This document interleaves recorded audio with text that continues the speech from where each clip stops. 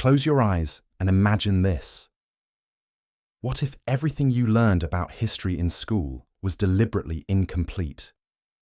What if an entire millennium of human achievement was systematically erased, leaving behind only carefully crafted shadows? Tonight, we're going to explore one of the most audacious cover-ups in human history. A conspiracy so vast, so methodical, that it reshaped our understanding of an entire age. Welcome to History for Sleep, where we drift through the forgotten corridors of time, uncovering truths that were meant to stay buried. I'm your guide through the labyrinth of lost knowledge, and tonight, we're investigating a question that has haunted historians for centuries. What really happened during the Dark Ages? The year is 476 AD. The mighty Roman Empire, which had dominated the known world for over 1,000 years, finally crumbles. The last emperor, a child named Romulus Augustulus, is quietly deposed by a Germanic chieftain. No grand battles, no epic final stand, just silence. And then, according to our history books, Europe plunged into darkness for nearly a millennium.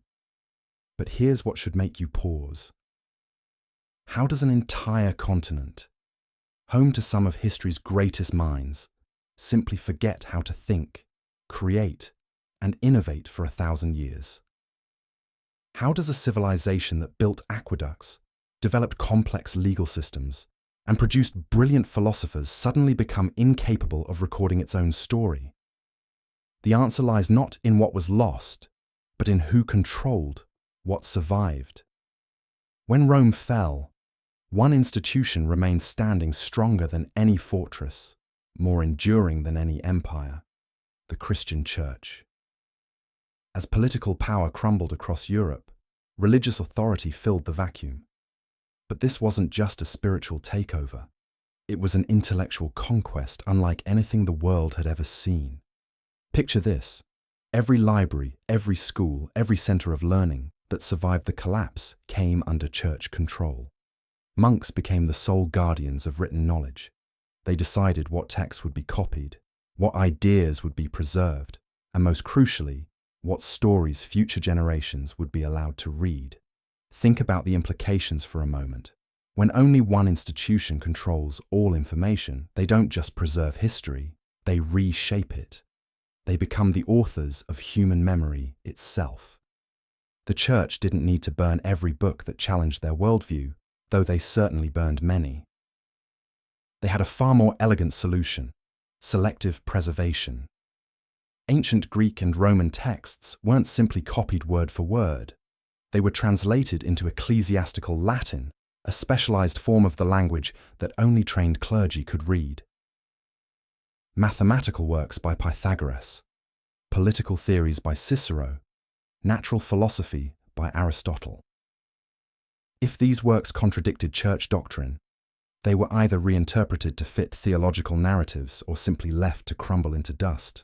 But here's where the story becomes truly fascinating.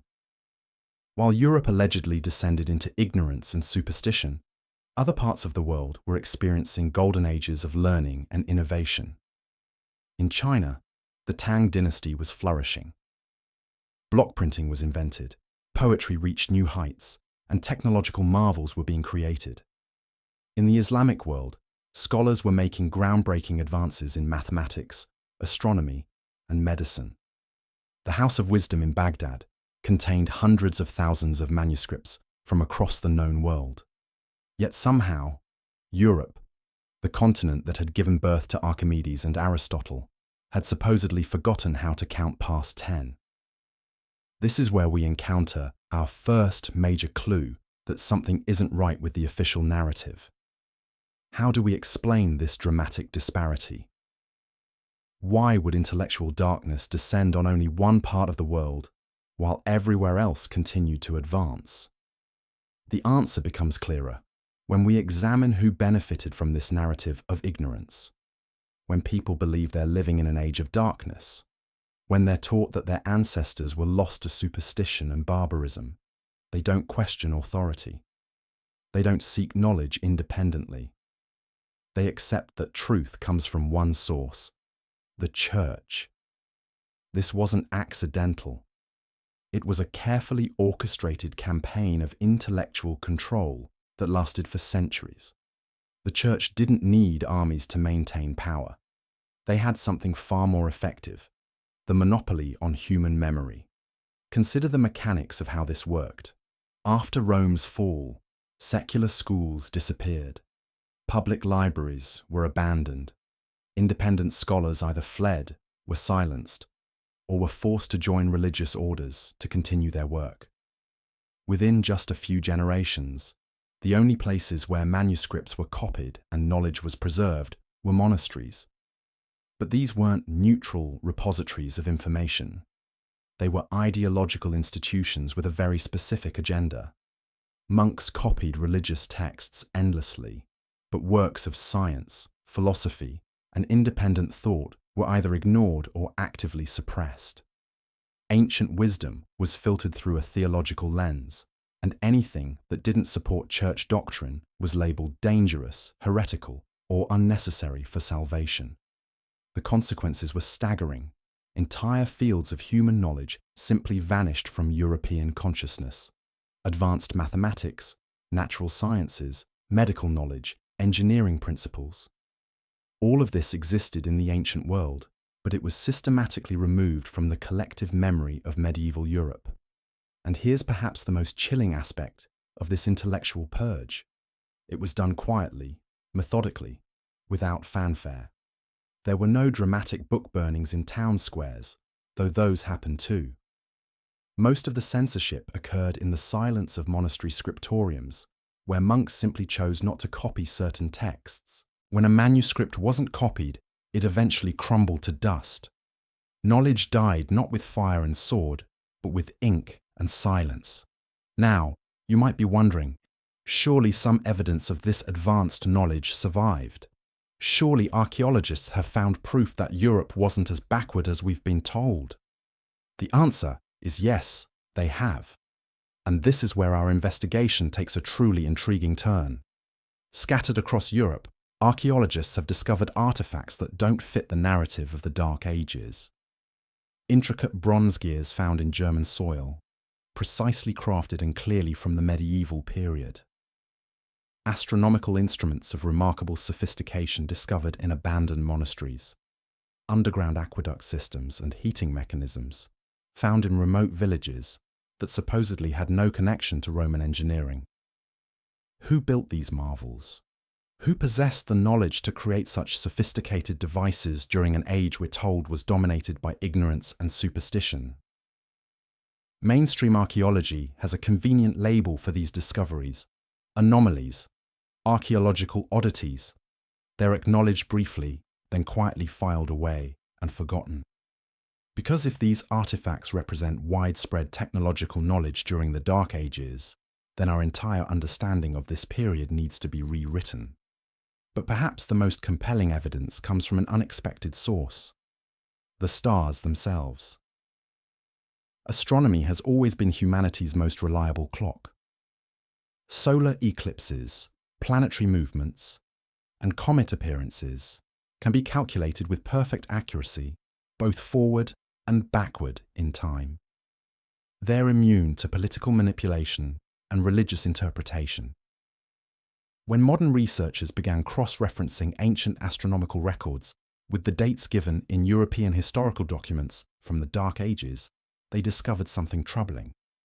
Events that were supposedly witnessed during eclipses actually occurred under clear skies. Celestial phenomena, documented by Greek, Jewish, and Chinese astronomers, often had no corresponding records in Western historical accounts. The discrepancies weren't minor. In some cases, they spanned decades or even centuries. This raises a disturbing question. What happens when the truth written in the stars doesn't match the history written on Earth? During the medieval period, European astronomers weren't encouraged to investigate these inconsistencies. Instead, they were pressured to adjust their calculations to align with the Church's official timeline. If a celestial phenomenon didn't fit the accepted historical framework, it was branded as erroneous, heretical, or even demonic. The Vatican maintained its own observatory and kept detailed astronomical records, but these were never made public. They formed a private database of time and space that only church officials could access. Whoever controls astronomy controls the ability to verify historical timelines. And for centuries, the Church held that power absolutely. This brings us to one of the most controversial theories in historical research, the phantom time hypothesis. Proposed by German historian Heribert Illig in the late 20th century, this theory suggests that approximately 300 years of European history, roughly between 614 and 911 AD, never actually happened. According to Illig, these years were artificially inserted into our timeline to legitimize certain political and religious claims. At first glance, this sounds absurd. How could entire centuries be fabricated? But when you examine the evidence, the theory becomes disturbingly plausible. First, there's remarkably little solid archaeological evidence for many events supposedly occurring during this period. Much of what we know comes from documents written or rewritten by church authorities, often centuries after the alleged events took place. Second, many historical figures from this era appear suspiciously similar to earlier rulers, as if the same stories were being recycled with different names. Charlemagne, supposedly ruling in the early 9th century, shares uncanny parallels with Constantine the Great from the 4th century. Their military campaigns, administrative reforms, and even their relationships with the Church follow almost identical patterns. Third, and perhaps most tellingly, who would have benefited from adding phantom years to the timeline? The answer leads us back to a familiar institution, the Vatican. By extending the timeline between Rome's fall and the medieval period, the Church could claim greater antiquity for its authority. It could position itself as the sole institution that had preserved civilization through the long, dark night of barbarism. And it could create a safe historical distance between the pagan Roman Empire and the emerging Christian kingdoms of medieval Europe. The Church's silence on this theory is telling. They've never publicly refuted it, but they've never confirmed it either. Like so many aspects of Dark Age history, it remains shrouded in institutional secrecy. This pattern of silence extends to many other aspects of medieval history. Take, for example, the papal succession during the 8th to 10th centuries. The Vatican lists dozens of popes from this period, each supposedly serving as Christ's representative on earth. But for many of these figures, there's no concrete evidence they ever existed. No relics, no contemporary accounts, no significant actions recorded, only brief biographical notes preserved exclusively in Vatican documents. Were these popes real historical figures, or were they inserted into the record to create an unbroken chain of apostolic succession? If the Church needed to prove its authority stretched back in an unbroken line to St. Peter, then any gaps in papal history would need to be filled. This same pattern appears in the canonization of saints from the Dark Age period. Many figures were declared saints for their supposed martyrdom and missionary work during precisely the centuries that are now suspected of being fabricated. Their stories emerged just when they were needed to complete the Church's historical narrative. The systematic nature of these insertions suggests something far more sophisticated than random legend-making. It points to a deliberate project of historical reconstruction, one that required institutional memory, careful planning, and absolute control over written records. And the Church had all of these advantages. They controlled the scriptoriums where manuscripts were copied. They decided which documents would be preserved and which would be allowed to decay. They had the authority to declare certain texts authentic and others heretical. Most importantly, they had time. Centuries to slowly, methodically reshape the historical record to support their version of events. This brings us to a crucial realization about the nature of historical truth. We often think of history as a fixed record of what happened, but that's not quite accurate. History is the record of what was written down, preserved, and transmitted to future generations. And if one institution controls that entire process, then history becomes whatever they decide it should be. The Dark Ages weren't just a period when knowledge was lost. They were a period when knowledge was carefully managed, when the flow of information was deliberately controlled, and when the past was systematically rewritten to serve the needs of the present. This isn't to say that the medieval period was actually an age of secret enlightenment. Real hardships occurred, real knowledge was genuinely lost, and real social upheaval followed Rome's collapse. But the picture we've inherited of nearly a millennium of complete intellectual darkness doesn't match the archaeological evidence, the astronomical records, or the documented achievements of other civilizations during the same period. What we're looking at is something far more subtle and far more disturbing than simple historical ignorance. We're looking at historical engineering on a massive scale, the deliberate crafting of collective memory to support a particular worldview and to legitimize a particular institution's claim to authority. And this project was so successful that even today, over 1,000 years later, we still use the term Dark Ages to describe this period. We still accept the narrative that Europe fell into intellectual darkness after Rome's collapse. We still believe that the Church was the sole beacon of learning in a world gone mad with superstition and violence. But what if that's not what happened at all? What if, instead of a dark age of ignorance, we're looking at something far more calculated? A systematic campaign to control not just what people believed, but what they remembered about their own past. Let's journey deeper into this web of institutional memory management, where the line between preservation and manipulation becomes impossibly thin. Picture the monastery scriptoriums of the 8th and 9th centuries. Rows of monks bent over parchment, copying text by candlelight. To the outside world, these appear to be humble servants of God, preserving knowledge for future generations. But look closer at what they're actually doing. They're not just copying, they're editing, interpreting, and most crucially, selecting. An ancient Roman text on engineering arrives at the monastery. The monks read it, discuss it, then make a decision. Does this knowledge serve the Church's mission? Does it support their theological worldview? If the answer is no, the text isn't burned in some dramatic ceremony. It's simply set aside, not copied, left to deteriorate naturally while dozens of copies of approved religious works are created instead. This wasn't censorship in the way we typically imagine it. There were no official decrees banning specific books, at least not initially. It was something far more subtle and far more effective, the quiet death of knowledge through neglect. Within a few generations, texts that weren't regularly copied simply vanished. Parchment crumbles, ink fades, and without constant reproduction, even the most profound wisdom disappears forever. The monks didn't need to actively destroy knowledge. They just needed to be selective about what they preserved. And their selection criteria were clear. Anything that elevated human reason above divine revelation was suspect.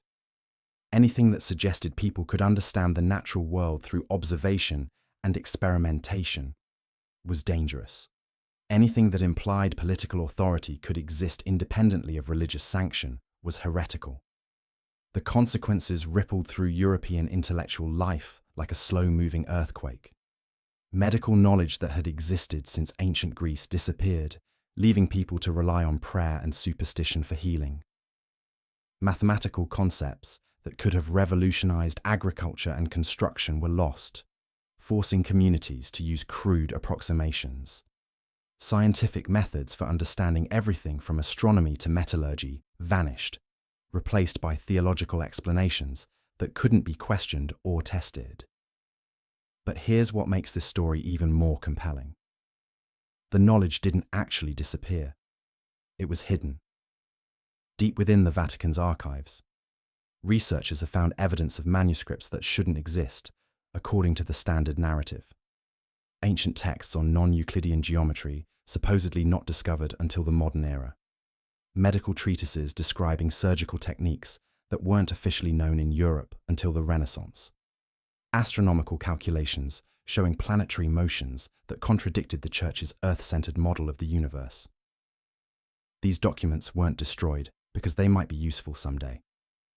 They were kept locked away, accessible only to a select few church officials who needed to understand what they were suppressing. Knowledge wasn't eliminated, it was monopolized. This creates a chilling picture of institutional control. While ordinary Europeans were told they lived in an age of darkness, while they were taught that human reason was fallen and unreliable, a small group of church leaders maintained access to the very knowledge they were denying to everyone else. It's the ultimate form of power, not just controlling what people can do, but controlling what they can know. Not just ruling their bodies, but ruling their minds. And the system was self-reinforcing. Each generation that grew up without access to independent sources of knowledge became more dependent on church authority. Each community that lost its local scholars and libraries became more reliant on priests for information about the world. Each kingdom that saw its secular schools close became more willing to accept religious explanations for natural phenomena. Within a few centuries, the very concept of independent inquiry had become alien to European thought. Questions weren't encouraged. Curiosity wasn't praised. The highest virtue was obedience to established authority. This brings us to one of the most tragic figures of the medieval period, the independent thinker. Scattered throughout the historical record, we find brief mentions of individuals who dared to question, to investigate, to think for themselves. Their stories usually end the same way: exile, imprisonment, or death. Giordano Bruno, the Dominican friar who suggested the universe might be infinite and contain countless worlds, was burned alive in Rome's Campo de' Fiori in 1600. His crime wasn't heresy in the traditional sense. His crime was thinking too independently, reaching conclusions that threatened the Church's cosmological authority. But Bruno was just the most famous example. For every scholar whose name we remember, there were dozens whose names have been erased from history. Men and women who looked at the natural world and tried to understand it through observation rather than scripture. Individuals who questioned why certain knowledge was forbidden while other information was mandatory.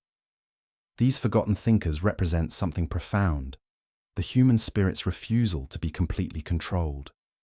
Even in the darkest periods of intellectual oppression, some people continued to wonder, to experiment, to think. They're proof that the Dark Ages weren't really dark, because people were incapable of enlightenment. They were dark because enlightenment was systematically suppressed, and this suppression required constant vigilance. The Church couldn't simply destroy dangerous knowledge once and forget about it. They had to continually monitor what people were thinking, what they were discussing, what questions they were asking. They needed an early warning system for intellectual rebellion. This is where the monastic orders become even more significant. These weren't just religious communities focused on prayer and contemplation. They were intelligence networks, spread across the entire European continent, reporting back to central authorities about local conditions, including the intellectual climate. Monks travelled constantly between monasteries, carrying not just religious messages, but information about local scholars, unusual discoveries, and dangerous ideas. They attended local gatherings, listened to conversations in markets and taverns, and kept careful records of who was saying what. If someone in a remote village began asking too many questions about natural phenomena, if a local craftsman developed a technique that seemed too advanced for his supposed level of education, if a healer achieved results that couldn't be explained through approved medical theory, word would eventually reach the appropriate authorities. The response wasn't always dramatic. Sometimes it was as simple as offering the questioner a position within the Church, where their curiosity could be channeled in approved directions. Sometimes it involved relocating troublesome individuals to distant monasteries where they couldn't influence others. Sometimes it required more direct intervention. But the message was always clear. Independent thinking was dangerous, both for the individual and for society as a whole. Safety lay in accepting established truth, not in seeking new understanding. This system of intellectual control was so pervasive, so complete, that it became invisible to those living within it. People didn't feel oppressed because they had been taught from birth that intellectual submission was a virtue. They didn't feel deprived of knowledge because they had been convinced that certain types of knowledge were harmful to their souls. It's a masterpiece of social engineering that makes modern propaganda look crude by comparison. The church didn't need to constantly threaten people or suppress obvious dissent. They had created a culture where dissent was literally unthinkable. And here's the most disturbing part. This system worked so well that we're still living with its consequences today. The very concept of the Dark Ages, the idea that human progress naturally ebbs and flows through periods of advancement and decline, serves to normalize intellectual stagnation. It suggests that sometimes civilizations just naturally become ignorant and superstitious, rather than recognizing that ignorance and superstition are often deliberately cultivated by those who benefit from them. When we accept that Europe naturally fell into darkness after Rome's collapse, we're accepting the Church's version of events. We're agreeing that religious authority was necessary to preserve civilization, that secular learning is inherently unstable, and that periods of intellectual control are inevitable parts of human history. But what if none of that is true? What if the Dark Ages weren't a natural phenomenon, but an artificial construction? What if they represent not the failure of human reason, but its deliberate suppression? The implications extend far beyond medieval history. They touch on fundamental questions about the nature of knowledge, the role of institutions in shaping human understanding, and the relationship between power and truth. Because if one institution could successfully control European intellectual life for nearly a millennium, if they could rewrite history on such a massive scale that we're still accepting their version of events 1,000 years later, then what does that tell us about other periods of history? What does it tell us about other institutions that claim to be the sole guardians of important truths? The story of the Dark Ages isn't just about medieval Europe. It's about the eternal human struggle between those who seek to control knowledge and those who seek to discover it. It's about the difference between preserving truth and manufacturing it. It's about the question that every generation must answer for itself. Who decides what we're allowed to know? And as we drift deeper into this historical mystery, we begin to realize that the cover-up of the Dark Ages might not be ancient history at all. It might be ongoing, woven so deeply into our understanding of the past that we can't see it for what it really is. The real question isn't what happened during the Dark Ages. The real question is what's still happening now in the bright light of our modern world, where other institutions claim to be the sole arbiters of truth, where other authorities insist that certain knowledge is too dangerous for public consumption, where other powers work quietly to shape not just what we believe, but what we remember. Because the techniques that worked in medieval monasteries haven't disappeared.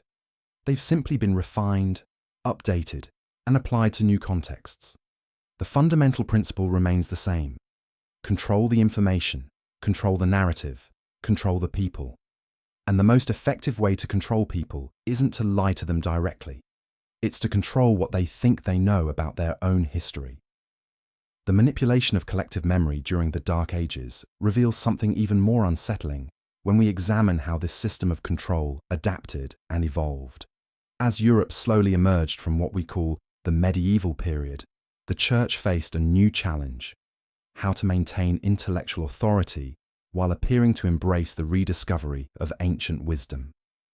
This is where the story takes a fascinating turn, because the Renaissance wasn't quite the spontaneous awakening of human genius that we've been taught to believe.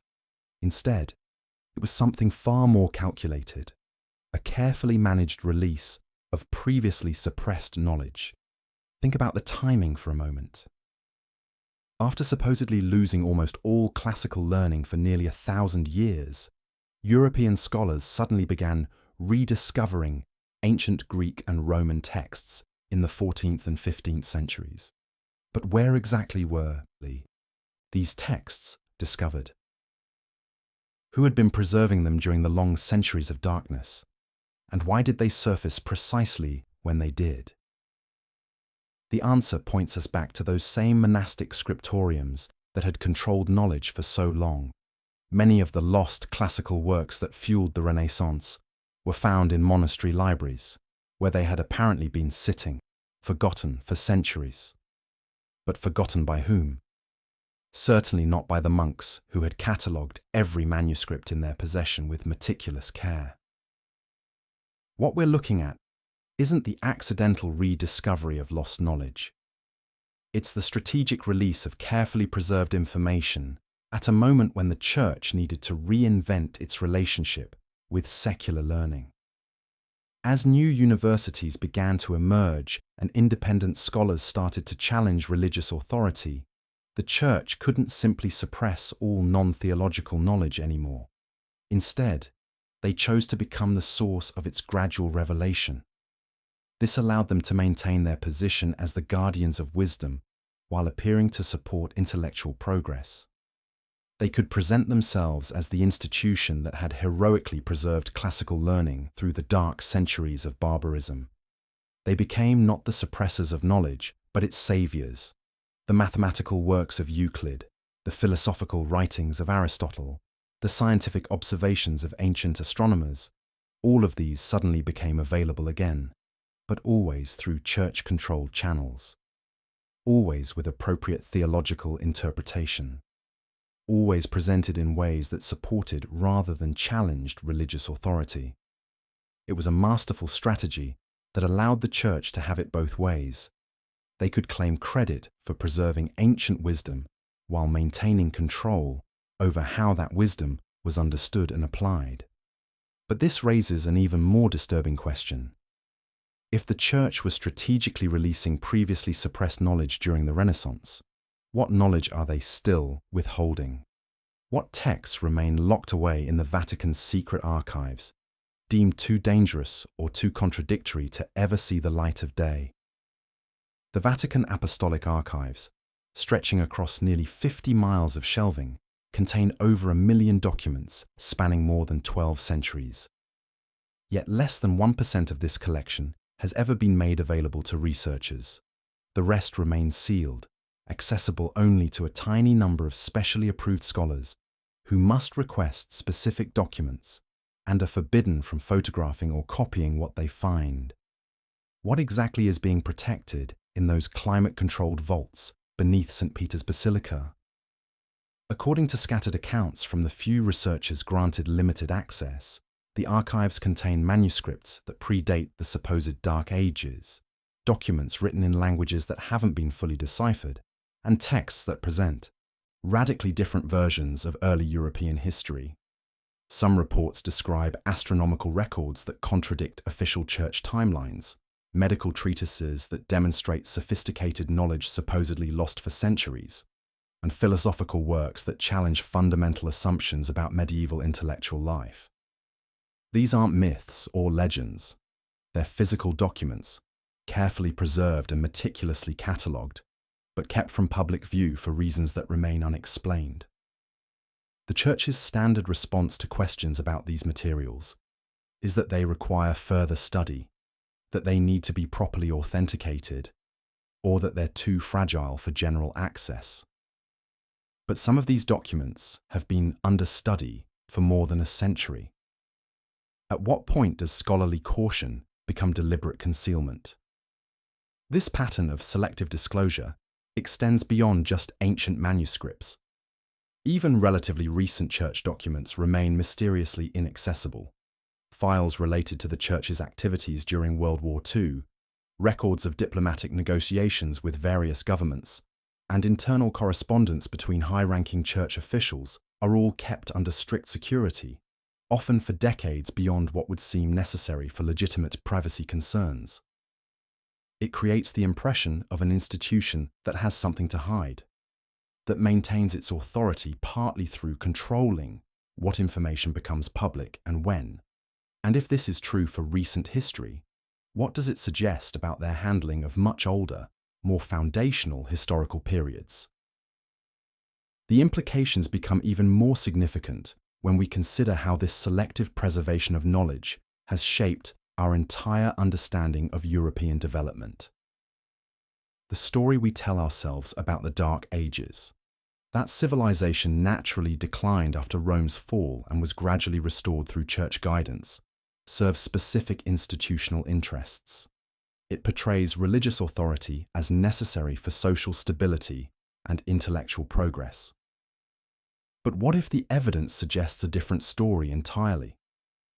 What if the archaeological anomalies, the astronomical inconsistencies, and the suspicious gaps in the historical record point to a more complex reality where advanced knowledge continued to exist but was deliberately hidden from public view? Consider the technological artifacts that keep appearing in supposedly backward medieval contexts. Precision bronze gears that require sophisticated mathematical knowledge to create. Astronomical instruments that demonstrate detailed understanding of planetary movements. Underground engineering systems that rival Roman construction techniques. These aren't isolated curiosities. They represent a pattern of technological capability that doesn't match the official narrative of medieval ignorance. Yet instead of investigating these anomalies seriously, mainstream archaeology tends to dismiss them as exceptions that prove the rule. They're labeled as imports from more advanced civilizations, as surviving examples of Roman engineering, or simply as unexplained oddities that don't warrant further study. This reluctance to examine evidence that contradicts established historical narratives isn't limited to medieval studies. It's a recurring pattern throughout academia, where researchers who challenge fundamental assumptions about historical timelines or technological development often find themselves marginalized, defunded, or simply ignored by their colleagues. The career of Dr. Virginia Steen McIntyre provides a sobering example. In the 1960s, she was part of a geological team that used multiple dating techniques to analyze stone tools found at Hueyatlaco, Mexico. The results suggested the tools were approximately 250,000 years old, far older than mainstream archaeology considers possible for sophisticated human technology in the Americas. Instead of sparking scientific curiosity, Steen McIntyre's findings were met with hostility from the archaeological establishment. Journals refused to publish her research. Conference organizers declined her papers. Funding dried up. She was effectively exiled from academic archaeology, not because her methods were flawed, but because her results challenged accepted timelines. Similar stories can be found throughout the scientific community, particularly in fields that touch on historical chronology or technological development. Researchers who discover evidence of advanced ancient knowledge, who question established timelines, or who suggest that past civilizations might have been more sophisticated than we assume, often face professional consequences that serve as warnings to others who might be tempted to pursue similar lines of inquiry. This creates a chilling effect throughout academic research, where the safest career path is to confirm existing theories rather than challenge them. Over time, this tendency becomes self-reinforcing, as each generation of scholars learns to avoid questions that might threaten their professional survival. The result is a historical narrative that becomes increasingly rigid and resistant to revision, even when new evidence suggests that revision might be necessary. We end up with a version of the past that serves institutional interests rather than historical truth. And this brings us back to the central question. If our understanding of the Dark Ages has been shaped by institutional control over information, by selective preservation of knowledge, and by professional pressure to conform to established narratives, then what do we really know about this crucial period in human history? The answer might be less than we think, and possibly less than our ancestors knew before the systematic suppression began. This isn't to suggest that medieval Europe was secretly a technological wonderland, or that the Church was engaged in some vast conspiracy to hide advanced ancient civilizations. The reality is probably more complex and more subtle than any simple conspiracy theory could capture. What we're looking at instead is the natural tendency of powerful institutions to shape information in ways that support their authority and legitimacy. It's the human inclination to preserve knowledge that confirms our worldview, while ignoring or suppressing information that challenges it. It's the gradual process by which selective memory becomes accepted history. But the cumulative effect of these tendencies, operating over centuries and supported by institutional power, can create distortions in our understanding that are far more significant than any individual act of censorship or suppression. The Dark Ages might not have been dark because people were ignorant. They might have been dark because someone wanted them to appear that way. And if that's true, then our entire framework for understanding human progress, technological development, and the relationship between knowledge and power needs to be reconsidered. Because the techniques that worked in medieval scriptoriums, controlling access to information, shaping narratives through selective preservation, marginalizing dissenting voices, haven't disappeared from human society. They've simply evolved and adapted to new contexts. In our modern world, we like to think we have access to all information, that the internet has democratized knowledge and made censorship impossible. But information control in the digital age is far more sophisticated than anything medieval monks could have imagined. It operates through algorithms that determine what we see, through platform policies that decide what can be shared, through funding mechanisms that shape what research gets conducted. The fundamental principle remains unchanged. Those who control information control perception, and those who control perception control behavior. The story of the Dark Ages isn't just ancient history. It's a case study in how collective memory can be manipulated, how institutional authority can be maintained through information control, and how entire civilizations can be convinced to accept narratives that serve power rather than truth. And perhaps most importantly, it's a reminder that the questions we're not allowed to ask are often the ones most worth investigating. The knowledge we're told is too dangerous, too destabilizing, or too complex for public consumption might be exactly the knowledge we most need to understand.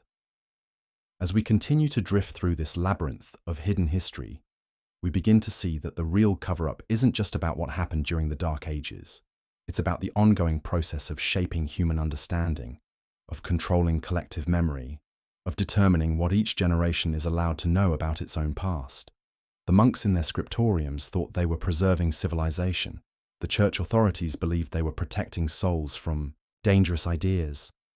The modern institutions that continue these practices probably tell themselves similar stories about the necessity of their control.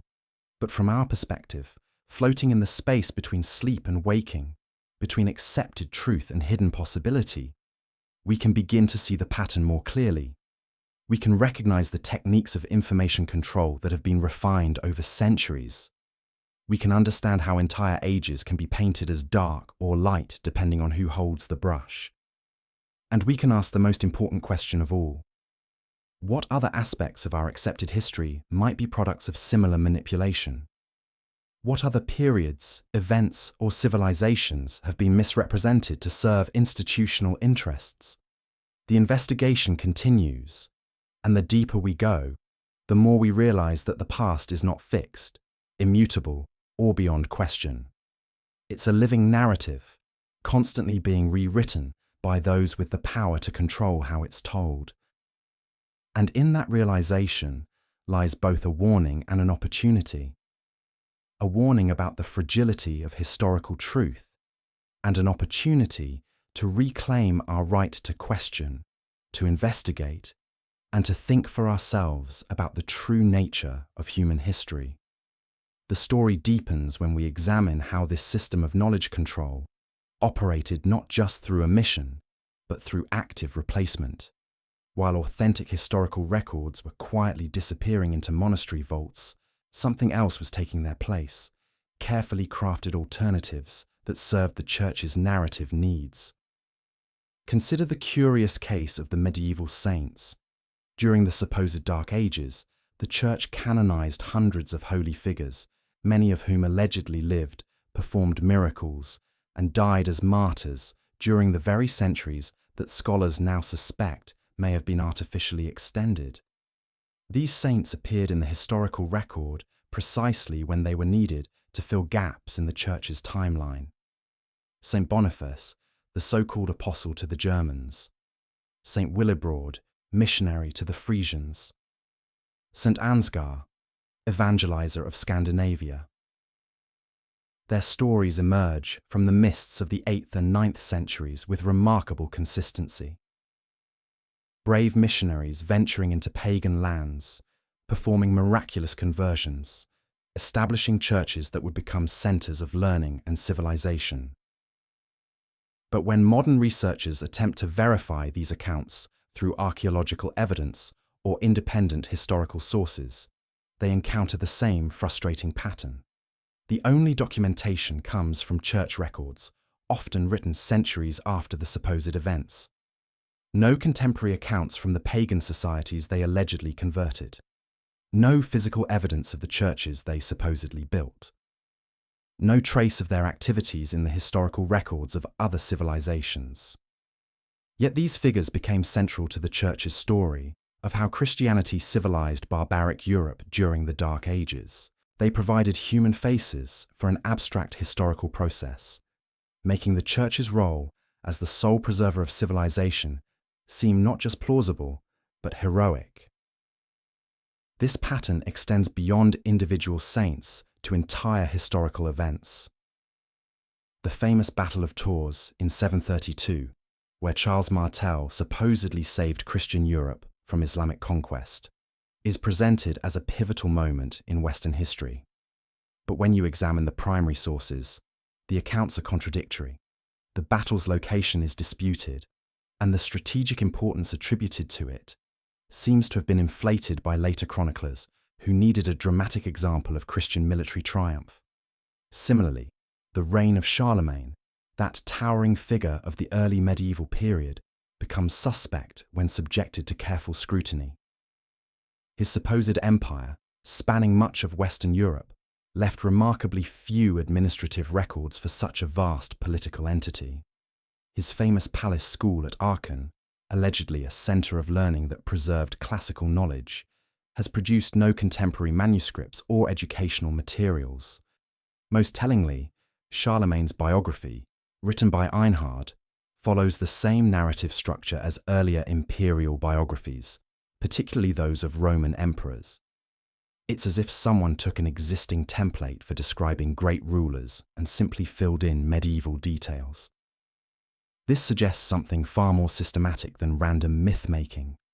It points to a coordinated effort to populate the Dark Ages with appropriate figures and events that would support the Church's version of how civilization survived the collapse of Rome. But who had the institutional memory, the organizational capacity, and the motivation to carry out such an extensive historical reconstruction? Only one institution possessed all these qualities: the Church itself. Consider the practical requirements for such an undertaking. You would need access to existing historical models to serve as templates. You would need skilled writers capable of creating convincing narratives in the appropriate linguistic styles. You would need a distribution network to ensure these stories reached scribes across Europe. You would need the authority to declare certain accounts authentic while dismissing others as unreliable. Most importantly, you would need time. Decades or centuries to slowly introduce new historical figures into the record, to allow stories to mature and gain credibility, to create the complex web of cross-references that makes fabricated history seem authentic. The Church possessed all of these advantages. Their monasteries contained the largest collections of historical texts in Europe, providing ample source material for creating new narratives. Their scribes were the most literate and skilled writers of the medieval period. Their network of religious houses stretched across the continent, allowing for coordinated distribution of information. Their spiritual authority gave them the power to authenticate or reject historical claims.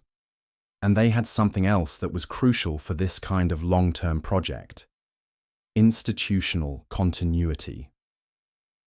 While kingdoms rose and fell, while dynasties came and went, the church endured.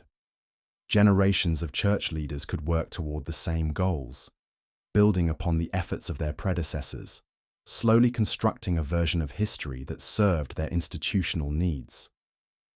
This continuity becomes even more significant when we consider the technical aspects of medieval record-keeping. Unlike modern historians, who work with printed documents that are difficult to alter, medieval chroniclers worked with handwritten manuscripts that could be easily edited, supplemented, or completely rewritten. When a monk copied a historical text, he didn't just transcribe it mechanically.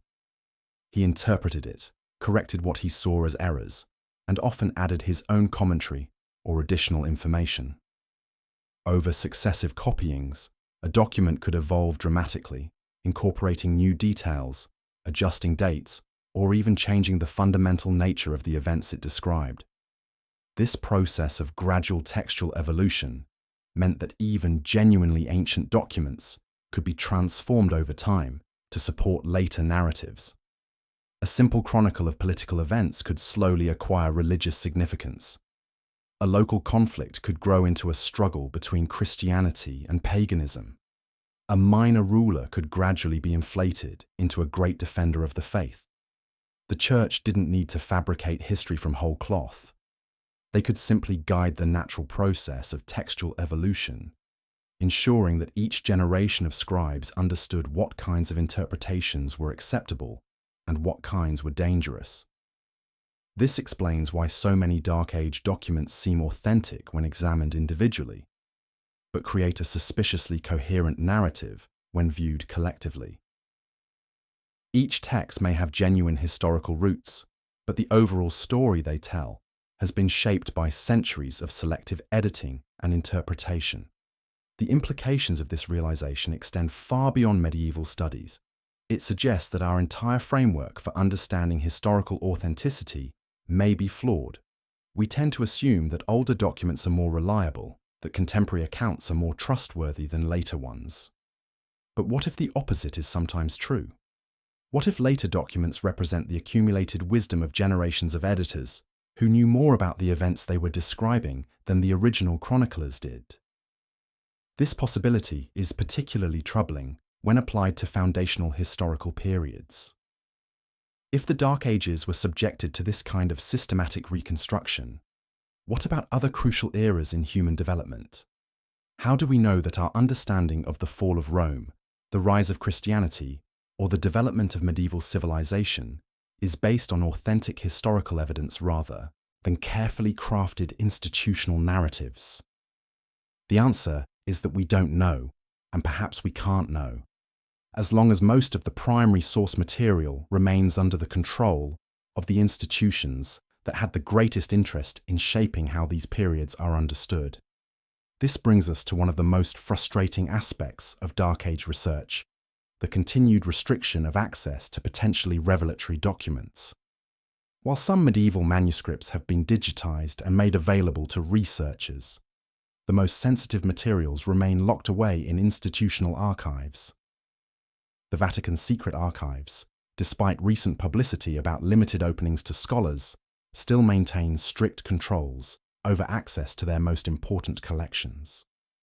Researchers must apply years in advance, specify exactly which documents they want to examine, and accept severe limitations on what they can photograph or copy. Other important collections remain similarly restricted. The libraries of ancient monasteries, many of which are still active religious institutions, maintain their own access policies.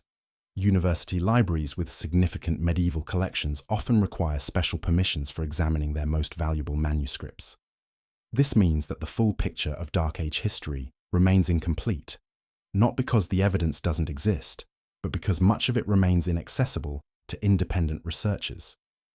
We're forced to rely on the interpretations and selections provided by the institutions that control the primary sources. And these institutions, it's worth noting, are the same ones that have the greatest interest in maintaining the traditional narrative of the Dark Ages. They benefit from being seen as the preservers of civilization during a time of chaos and ignorance.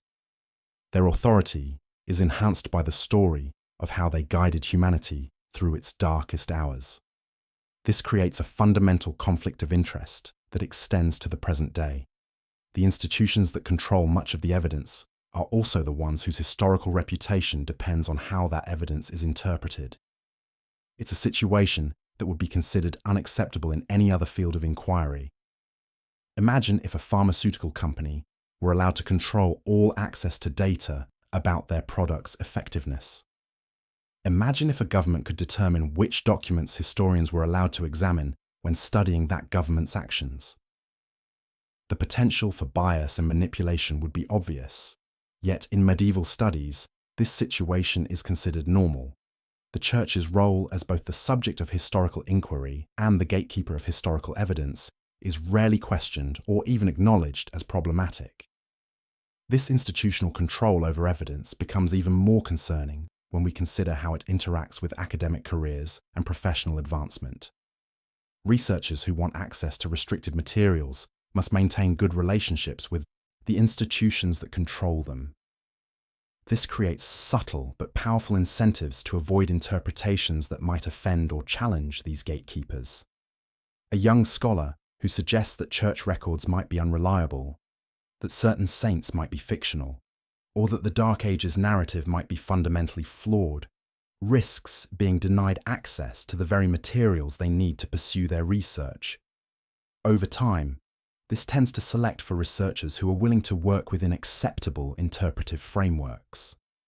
The result is a field of study that appears rigorous and scholarly on the surface, but operates within invisible constraints that prevent truly independent inquiry. Questions that might lead to uncomfortable conclusions simply aren't asked. Lines of research that might challenge institutional authority aren't pursued. And gradually, over decades and centuries, these limitations become invisible, even to the researchers themselves. The boundaries of acceptable inquiry become internalized, taken for granted, treated as natural rather than artificially imposed.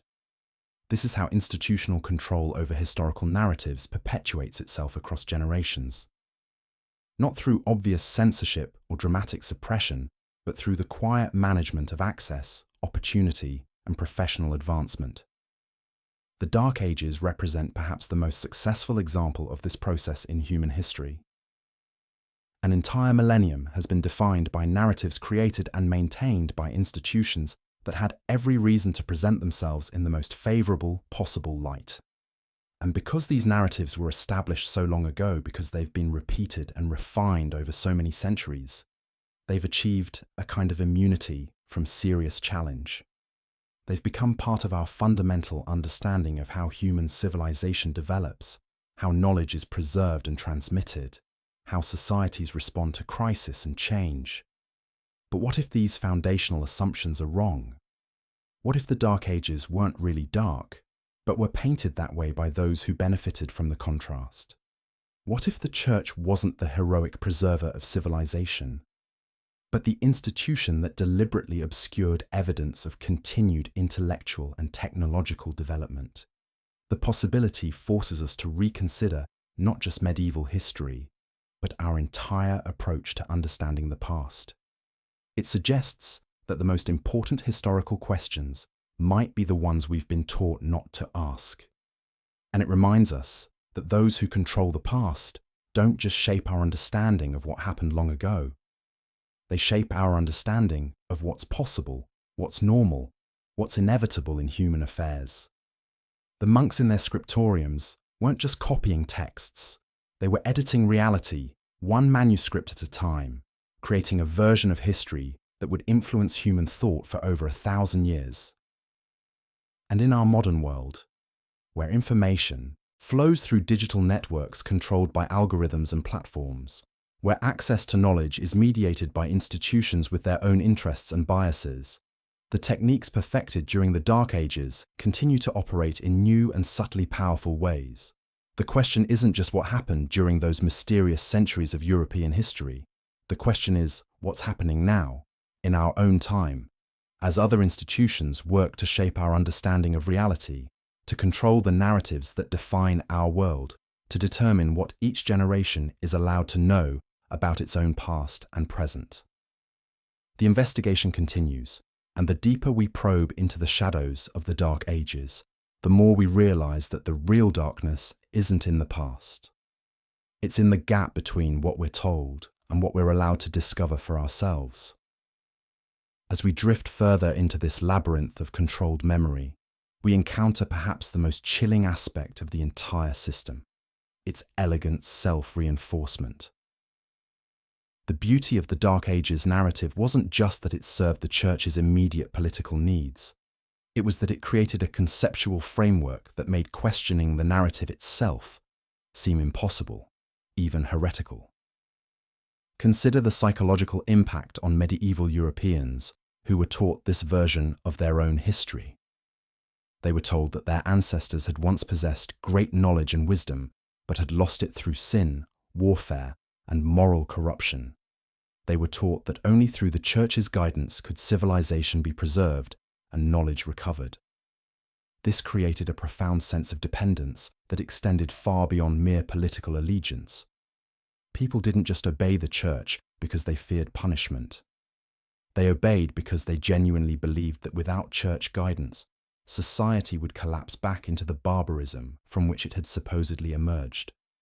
The Dark Ages narrative transformed the Church from a religious institution into humanity's essential life support system. To question Church authority wasn't just rebellion against political power. It was risking the return of darkness itself. This psychological framework proved remarkably durable because it was internally consistent and seemingly supported by observable evidence. Medieval Europeans could look around and see that they lived in a world with less impressive architecture than the Roman ruins that dotted their landscape. They could observe that much ancient knowledge had indeed been lost. They could witness the ongoing struggles with warfare, disease, and social instability that seemed to confirm their era's fragility. What they couldn't see was the deliberate nature of their knowledge deficit, the systematic way their intellectual inheritance had been managed and restricted. They couldn't recognize that their dependence on Church authority was artificially maintained rather than naturally necessary. This blindness wasn't accidental. It was the product of centuries of careful educational control that extended far beyond the monastery scriptoriums into every aspect of medieval intellectual life. The Church didn't just control what books were copied. They controlled what subjects were taught, what questions were considered legitimate, what methods of inquiry were acceptable. They shaped not just the content of education, but its fundamental approach. Medieval students weren't taught to observe the natural world and draw their own conclusions. They were taught to consult approved authorities and reconcile apparent contradictions through theological interpretation. They weren't encouraged to experiment or investigate. They were trained to accept, to memorize, to defer to established wisdom. This educational system produced generations of scholars who were genuinely learned within their restricted domain, but who lacked the intellectual tools to question the boundaries of that domain. They could engage in sophisticated theological debates, but they couldn't step outside the theological framework to examine whether that framework itself might be flawed or incomplete. The result was an intellectual culture that was simultaneously highly sophisticated and fundamentally constrained. Medieval scholars could perform remarkable feats of logical analysis and textual interpretation, but only within parameters established by institutions that had every reason to maintain their own authority. This combination of genuine learning with systematic limitation created an illusion of intellectual freedom that was far more effective than crude censorship would have been. Medieval thinkers felt free to pursue knowledge because they were allowed considerable latitude within their accepted domain. They didn't feel constrained because they had been taught to see the boundaries of legitimate inquiry as natural rather than imposed. It's a technique that has been refined and updated countless times throughout history, but rarely as successfully as during the medieval period.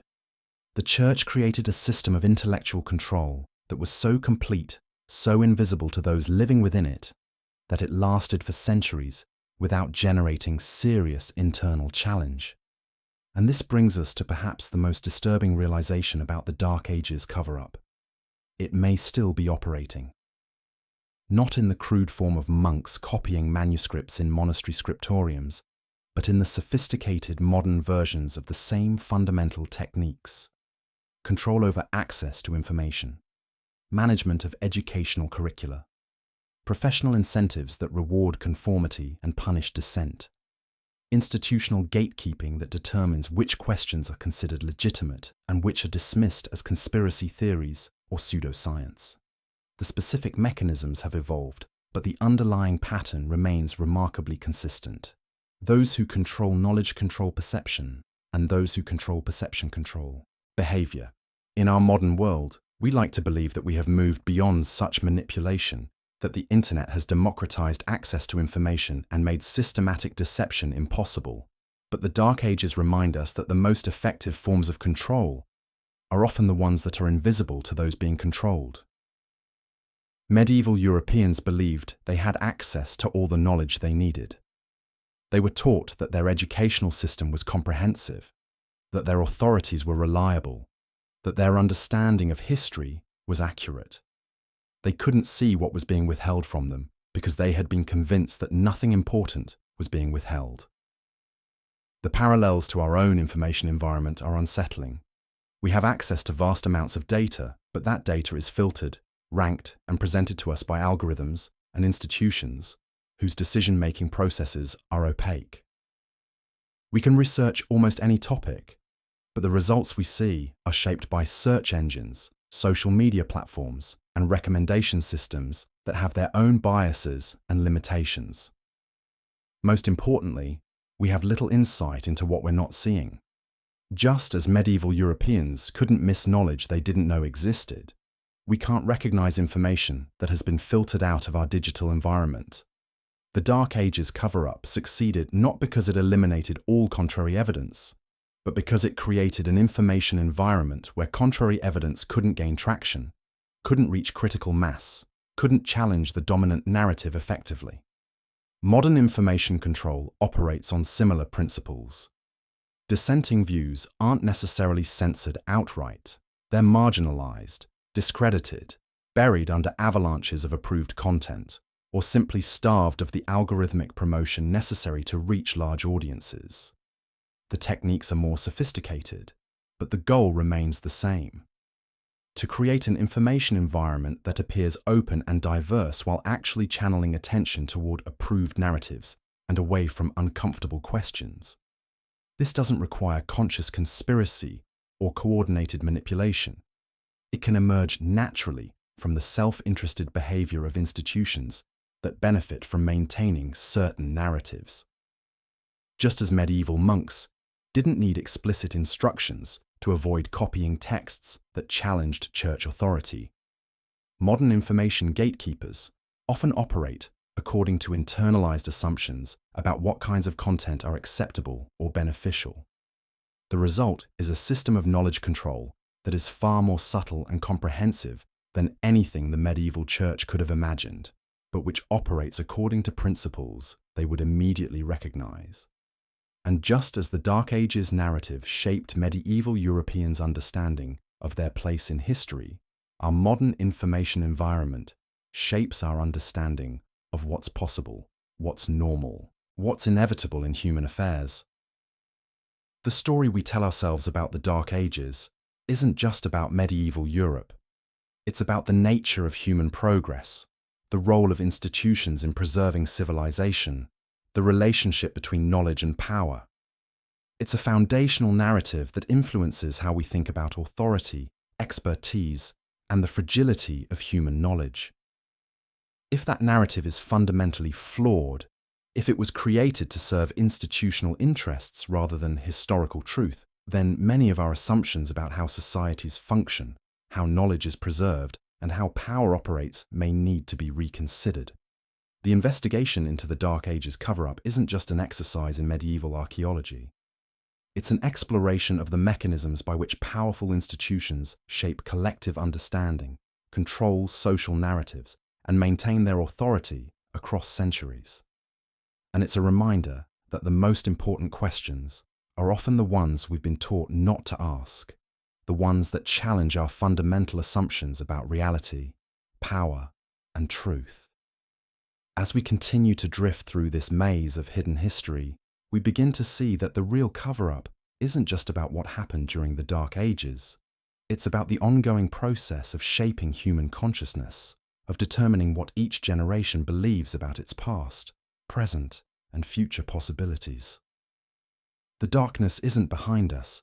It's all around us, invisible and pervasive, maintained not by crude censorship, but by the elegant manipulation of information environments that make questioning seem unnecessary, inappropriate, or impossible.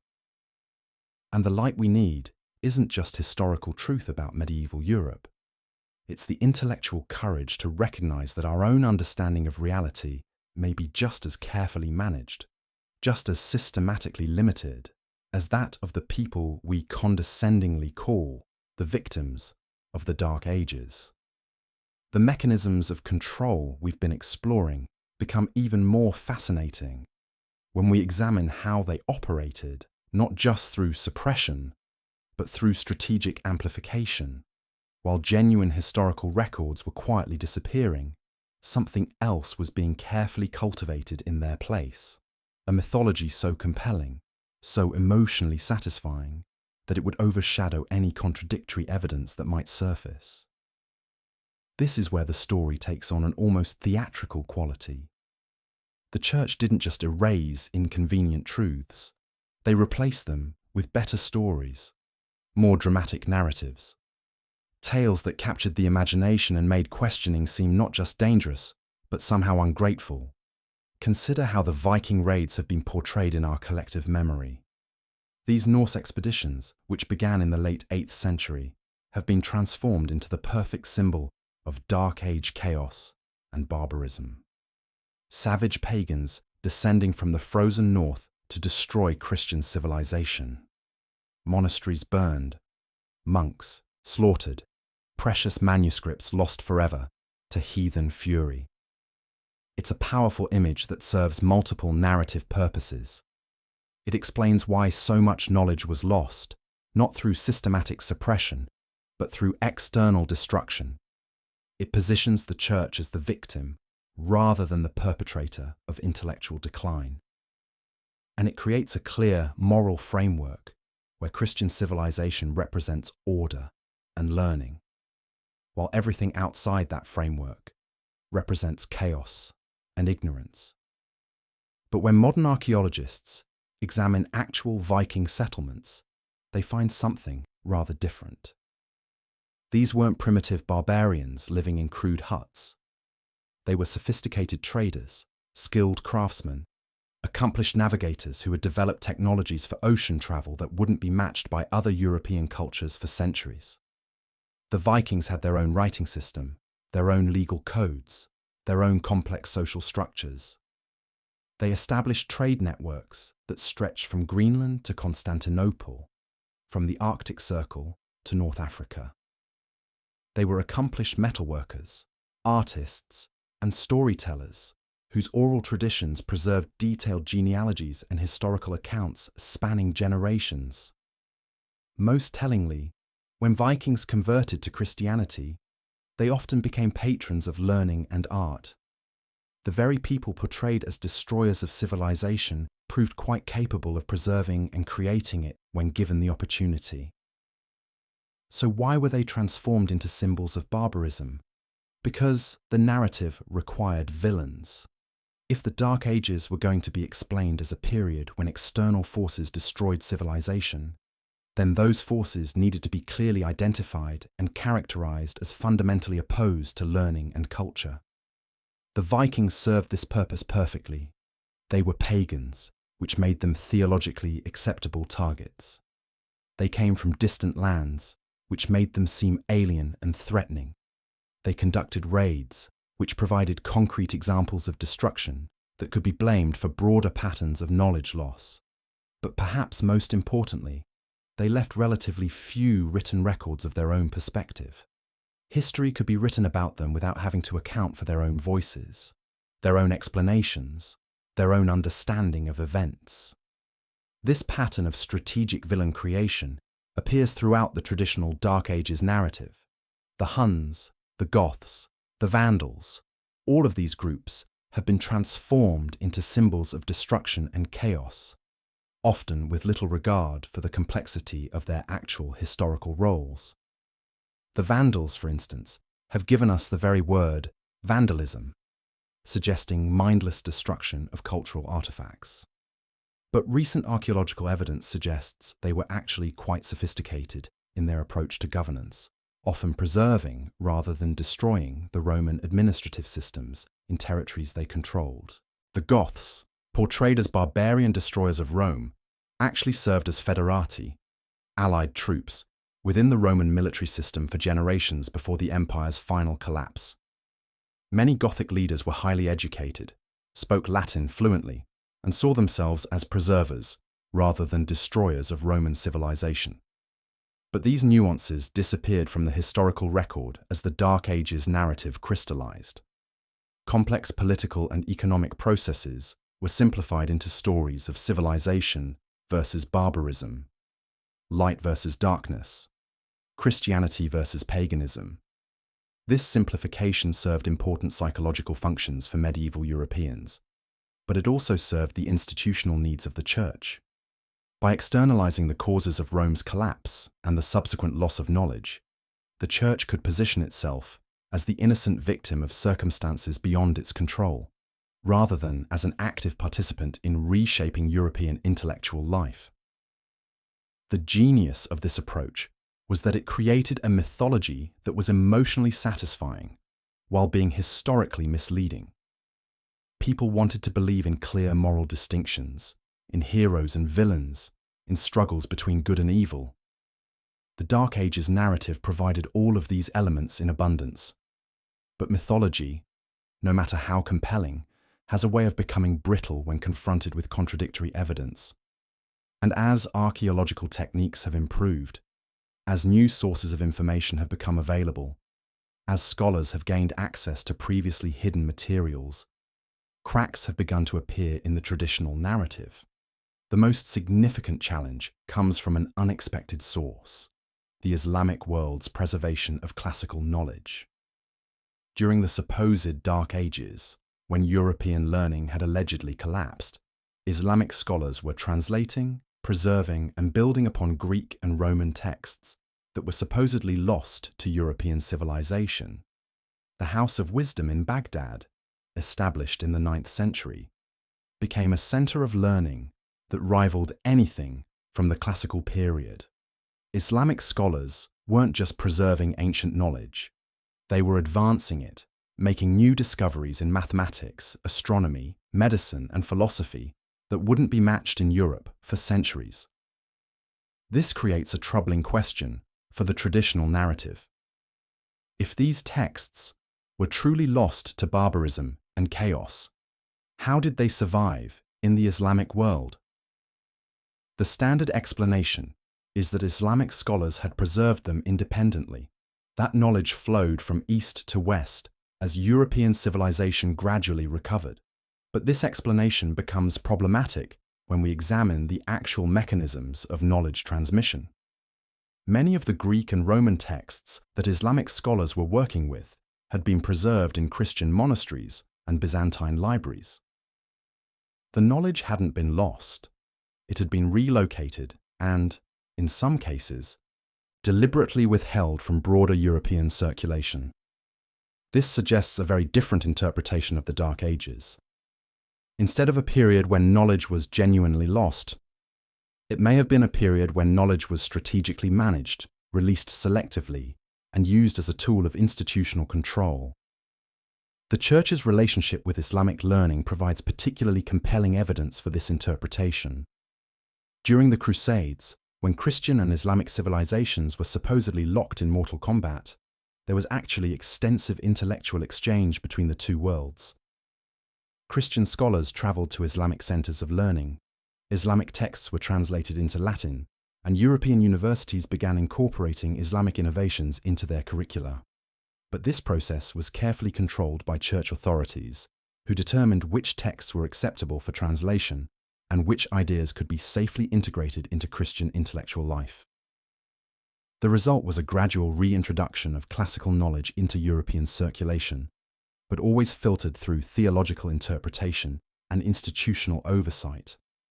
The Church could claim credit for recovering lost wisdom while maintaining control over how that wisdom was understood and applied.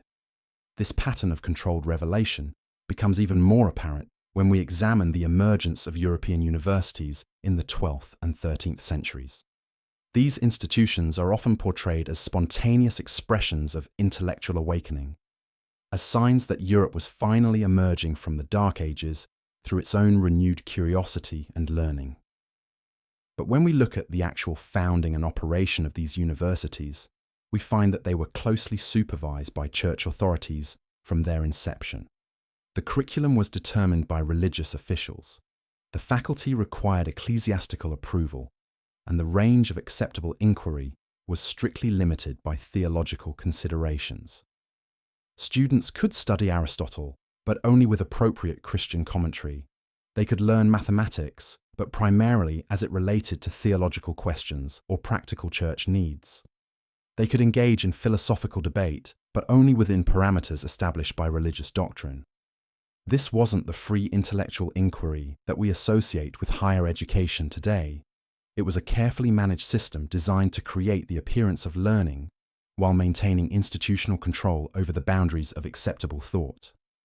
The universities served a crucial function in the Church's long-term strategy.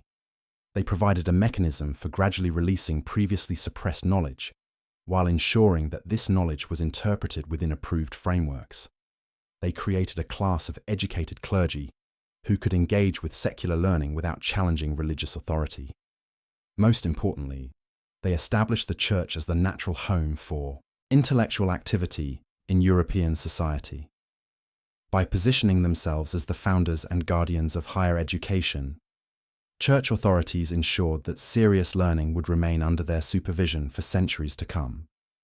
This institutional capture of European intellectual life was so complete, so subtle, that it became invisible to those living within it. Medieval scholars genuinely believed they were engaged in free inquiry, that they had access to all available knowledge, that their educational system represented the pinnacle of human learning. They couldn't see the boundaries that constrained their thinking, because those boundaries had become internalized, taken for granted, as natural features of intellectual life rather than artificially imposed limitations. This invisibility of control is perhaps the most sophisticated aspect of the entire Dark Ages project. The Church didn't need to constantly suppress dissent or punish intellectual rebellion, because they had created a system where such rebellion seemed unnecessary, inappropriate, or simply unthinkable. Medieval intellectuals felt free because they were allowed considerable latitude within their prescribed domain. They didn't feel constrained because they had been taught to see the limits of legitimate inquiry as reasonable and proper rather than restrictive. It's a form of intellectual control that makes crude censorship look primitive by comparison. Instead of forbidding certain thoughts, it shapes the mental frameworks that determine what kinds of thoughts seem worth having. And it creates a self-perpetuating system where each generation of scholars trains the next to operate within the same invisible boundaries, ensuring that the limitations persist across centuries without requiring constant enforcement. This brings us to one of the most unsettling aspects of the Dark Ages investigation: the realization that similar systems of intellectual control may still be operating in our own time, hidden beneath layers of apparent freedom and openness. Our modern educational institutions, our media systems, our methods of scholarly communication, all of these may be subject to subtle forms of boundary management that are invisible to those working within them, just as the medieval system was invisible to those it constrained. The techniques have evolved, the mechanisms have become more sophisticated, but the fundamental principle remains unchanged. Those who control the frameworks of thought control the boundaries of what can be thought. The Dark Ages weren't just a historical period. They were a demonstration of how entire civilizations can be convinced to accept artificial limitations on their intellectual freedom. How generations of genuinely intelligent people can be trained to police their own thinking. How the most effective forms of control are often the ones that operate beneath the level of conscious awareness. And if we can recognize these patterns in medieval Europe, if we can see how the Church used education, narrative control, and institutional authority to shape collective understanding for nearly a millennium, then perhaps we can begin to recognize similar patterns in our own information environment. The investigation continues, and the deeper we probe into the mechanisms of the Dark Ages cover-up, the more we realize that we're not just studying medieval history. We're examining the eternal human struggle between those who seek to control knowledge and those who seek to discover it. The monks in their scriptoriums thought they were preserving civilization. The church authorities believed they were protecting souls from dangerous ideas. The modern institutions that continue similar practices probably tell themselves equivalent stories about the necessity of their guidance and control. But from our perspective, drifting through the space between accepted truth and hidden possibility, we can begin to see these justifications for what they really are: the eternal excuses that power gives for limiting human intellectual freedom. The question isn't just what happened during the Dark Ages. The question is what's happening now, in our own supposedly enlightened era, as other institutions work to shape our understanding of reality, to control the narratives that define our world, to determine what each generation is allowed to discover about the true nature of human knowledge and possibility. The darkness we're investigating isn't safely contained in the medieval past. It's a living force, constantly adapting, constantly evolving, constantly finding new ways to limit human understanding while maintaining the illusion of intellectual freedom. And the light we need to penetrate that darkness isn't just historical truth about what happened 1,000 years ago. It's the courage to question our own assumptions, to challenge our own authorities, to recognize that the most important knowledge may be precisely what we're being taught not to seek. As we drift deeper into this maze of controlled memory and manufactured ignorance, we begin to understand that the real cover-up isn't about the past at all. It's about the ongoing process of shaping human consciousness, one generation at a time, ensuring that each new cohort of thinkers operates within boundaries established by those who came before. The Dark Ages continue, not as a historical period, but as a state of mind. And breaking free from that state requires more than just uncovering hidden historical facts. It requires recognizing that the very frameworks we use to understand reality may themselves be products of the same forces that once convinced an entire civilization to accept intellectual darkness as natural and inevitable. The investigation deepens, the questions multiply, and the realization grows that we may be living within our own carefully constructed dark age, one so sophisticated and invisible that we mistake it for enlightenment itself. The mechanisms we've been exploring reach their most refined expression when we examine how the Church managed not just what people could think, but how they thought about thinking itself. This represents perhaps the most elegant achievement of the entire system, the transformation of intellectual submission from an imposed requirement into a celebrated virtue. Medieval Europe didn't just lose access to certain types of knowledge, it lost the very concept that such knowledge might be worth seeking.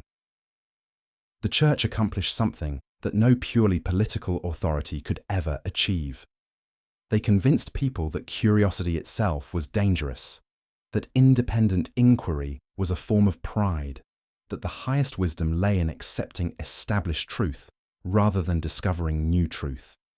This transformation required a fundamental redefinition of human intelligence. In the classical world, the brightest minds were those who asked the most probing questions, who challenged existing assumptions, who pushed the boundaries of understanding. Aristotle was celebrated not for accepting received wisdom, but for systematically examining the natural world and drawing his own conclusions. Archimedes was revered not for memorizing approved texts, but for discovering mathematical principles that no one had understood before. But in medieval Europe, intellectual virtue was measured by different standards. The wisest person was not the one who discovered new truths, but the one who best understood established truths. The most learned scholar was not the one who challenged authority, but the one who could most skillfully reconcile apparent contradictions within authorized texts. This wasn't just a change in educational emphasis. It was a complete inversion of the relationship between human reason and truth. Instead of using reason to discover truth, medieval thinkers were taught to use reason to defend truth that had already been revealed through approved channels. The psychological effects of this inversion were profound and lasting. When people are taught from childhood that the highest form of thinking is the defense of predetermined conclusions, they develop intellectual habits that make genuine inquiry extremely difficult. They learn to approach new information not with curiosity, but with suspicion. They learn to evaluate ideas not based on evidence, but based on whether those ideas support or threaten established beliefs. Most insidiously, they learn to feel virtuous about these limitations. Medieval scholars didn't feel constrained by their inability to question fundamental assumptions. They felt elevated by their willingness to submit their reason to higher authority. They saw their intellectual restrictions not as chains, but as wings that lifted them above the crude materialism of those who relied purely on observation and logic. This transformation of limitation into virtue created a psychological framework that was virtually immune to correction. Any evidence that contradicted established beliefs could be dismissed as the product of fallen human reason. Any questions that challenged institutional authority could be rejected as manifestations of spiritual pride. The system was self-sealing in a way that modern information control can only envy. Medieval thinkers had been trained to see their own doubts as character flaws rather than intellectual tools. They approached contradictory evidence with suspicion rather than curiosity. They viewed challenges to authority as temptations to be resisted rather than opportunities for deeper understanding. This psychological architecture helps explain why the Dark Ages system proved so durable. It wasn't maintained purely through external coercion. It was sustained by internal conviction. People genuinely believed that intellectual submission was a form of wisdom, that questioning authority was a form of foolishness, that the highest truth lay beyond the reach of human investigation. But perhaps the most chilling aspect of this psychological control was how it affected the development of human potential across generations. When entire populations are taught that curiosity is dangerous, that independent thinking is prideful, that the highest wisdom lies in accepting rather than discovering, the cumulative effects compound across centuries. Each generation that grows up within such constraints becomes less capable of recognizing the constraints themselves. They develop intellectual reflexes that automatically channel their thinking away from forbidden territories. They lose not just specific knowledge, but the capacity for the kinds of thinking that generate new knowledge. This explains why the European recovery from the Dark Ages took so long and proceeded so gradually. It wasn't just a matter of rediscovering lost texts or relearning forgotten techniques. It required rebuilding entire modes of thought that had been systematically suppressed for centuries. The Renaissance wasn't just about recovering classical knowledge. It was about recovering classical approaches to knowledge. The rediscovery of Aristotle's writings was important, but the rediscovery of Aristotelian methods of inquiry was revolutionary. Europeans had to relearn not just what the ancients had known, but how they had come to know it. This process of intellectual recovery reveals something crucial about the nature of human knowledge and its transmission across generations. Technical information can be preserved in books and passed down through copying. But intellectual capabilities, the habits of mind that make discovery possible, can only be maintained through practice and direct transmission from teacher to student. When these capabilities are disrupted for several generations, they don't simply lie dormant, waiting to be awakened. They atrophy, degrade, and eventually disappear entirely. Rebuilding them requires not just access to information, but exposure to living examples of how that information can be used creatively and critically. This is why the Church's control over education was so devastatingly effective. By managing not just what was taught, but how it was taught, they could ensure that even when classical texts were eventually reintroduced, Europeans would approach them with medieval minds trained in submission, rather than classical minds trained in inquiry. The psychological dimensions of the Dark Ages project become even more apparent when we examine how it affected different segments of the population. The restrictions weren't applied uniformly across all social classes. Different groups were subjected to different forms of intellectual control, creating a complex hierarchy of permitted knowledge that served the Church's broader strategic goals. At the bottom of this hierarchy were the common people, who were kept almost entirely ignorant of written knowledge. Literacy was restricted to a tiny clerical elite, ensuring that ordinary Europeans had no independent access to information about their world, their history, or their options for understanding reality. This wasn't just a byproduct of economic limitations or technological constraints. Deliberate policies prevented the spread of reading and writing skills beyond church-controlled institutions. Local languages were considered unsuitable for serious learning. Translation of important texts into vernacular languages was forbidden or strictly controlled. The result was a population that was completely dependent on oral instruction from religious authorities for their understanding of everything from practical farming techniques to cosmic purpose. They couldn't verify what they were told against independent sources. They couldn't compare different interpretations of events or ideas. They had no choice but to accept whatever version of reality was provided by their local priests. This level of information control created opportunities for manipulation that extended far beyond religious doctrine into every aspect of social and political life. People could be convinced that their economic hardships were divinely ordained, that their political subjugation was morally necessary, that their intellectual limitations were spiritually beneficial. Above the common people in this hierarchy were the minor clergy and educated nobles, who were granted access to selected texts and limited forms of learning. This group served crucial functions in maintaining the overall system. They provided local administration and interpretation of church policies. They offered examples of proper learning that stayed within approved boundaries. Most importantly, they created the illusion that intellectual advancement was possible within the existing framework. These intermediate figures weren't generally conscious participants in a conspiracy to suppress knowledge. Most of them genuinely believed they were engaged in legitimate scholarly activity, but their learning was so carefully circumscribed, their intellectual development so systematically channeled, that they served the system's needs without recognizing its ultimate purposes.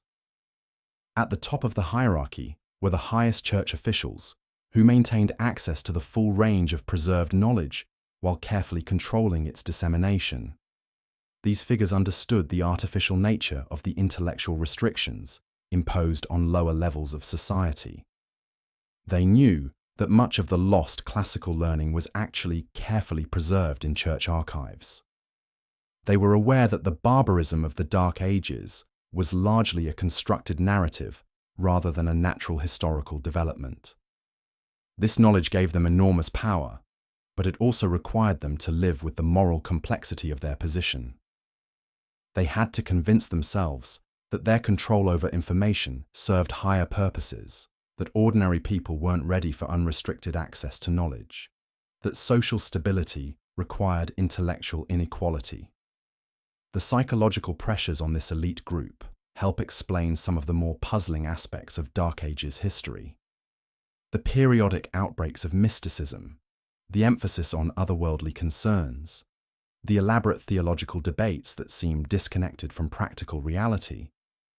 All of these can be understood as responses to the moral strain of maintaining a system based on systematic deception.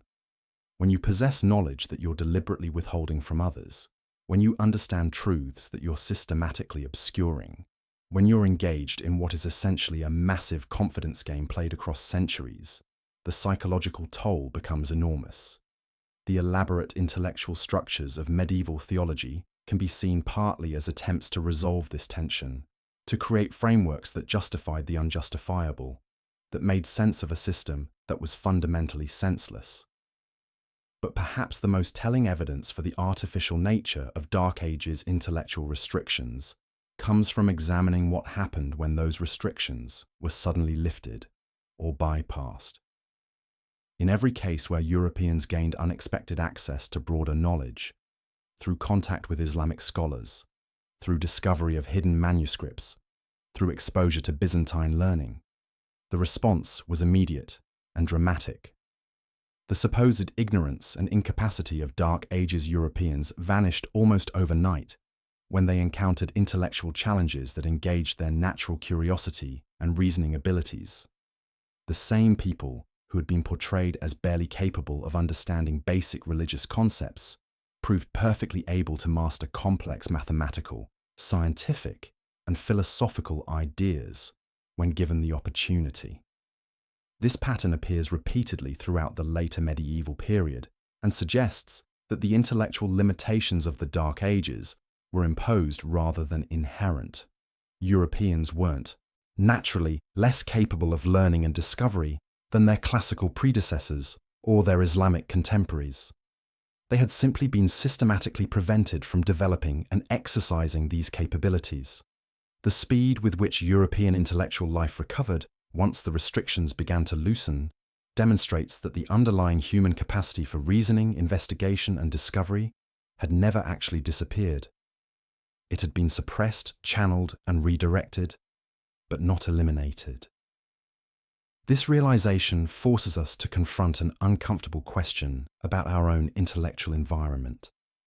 If entire populations can be convinced that their natural curiosity is dangerous, that their capacity for independent thought is flawed, that their highest wisdom lies in accepting rather than questioning, and if these populations can maintain these beliefs for centuries while feeling virtuous about their intellectual submission, then how can we be certain that similar processes aren't operating in our own time?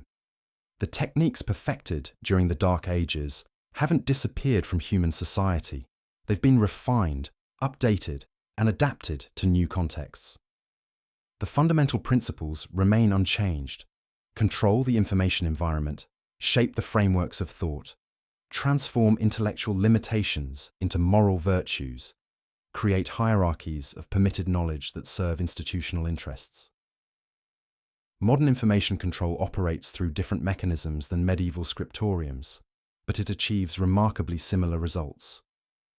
Most people in our society have access to vast amounts of data, but that data is filtered, ranked, and presented through systems that shape what they see, what they think about, and how they think about it.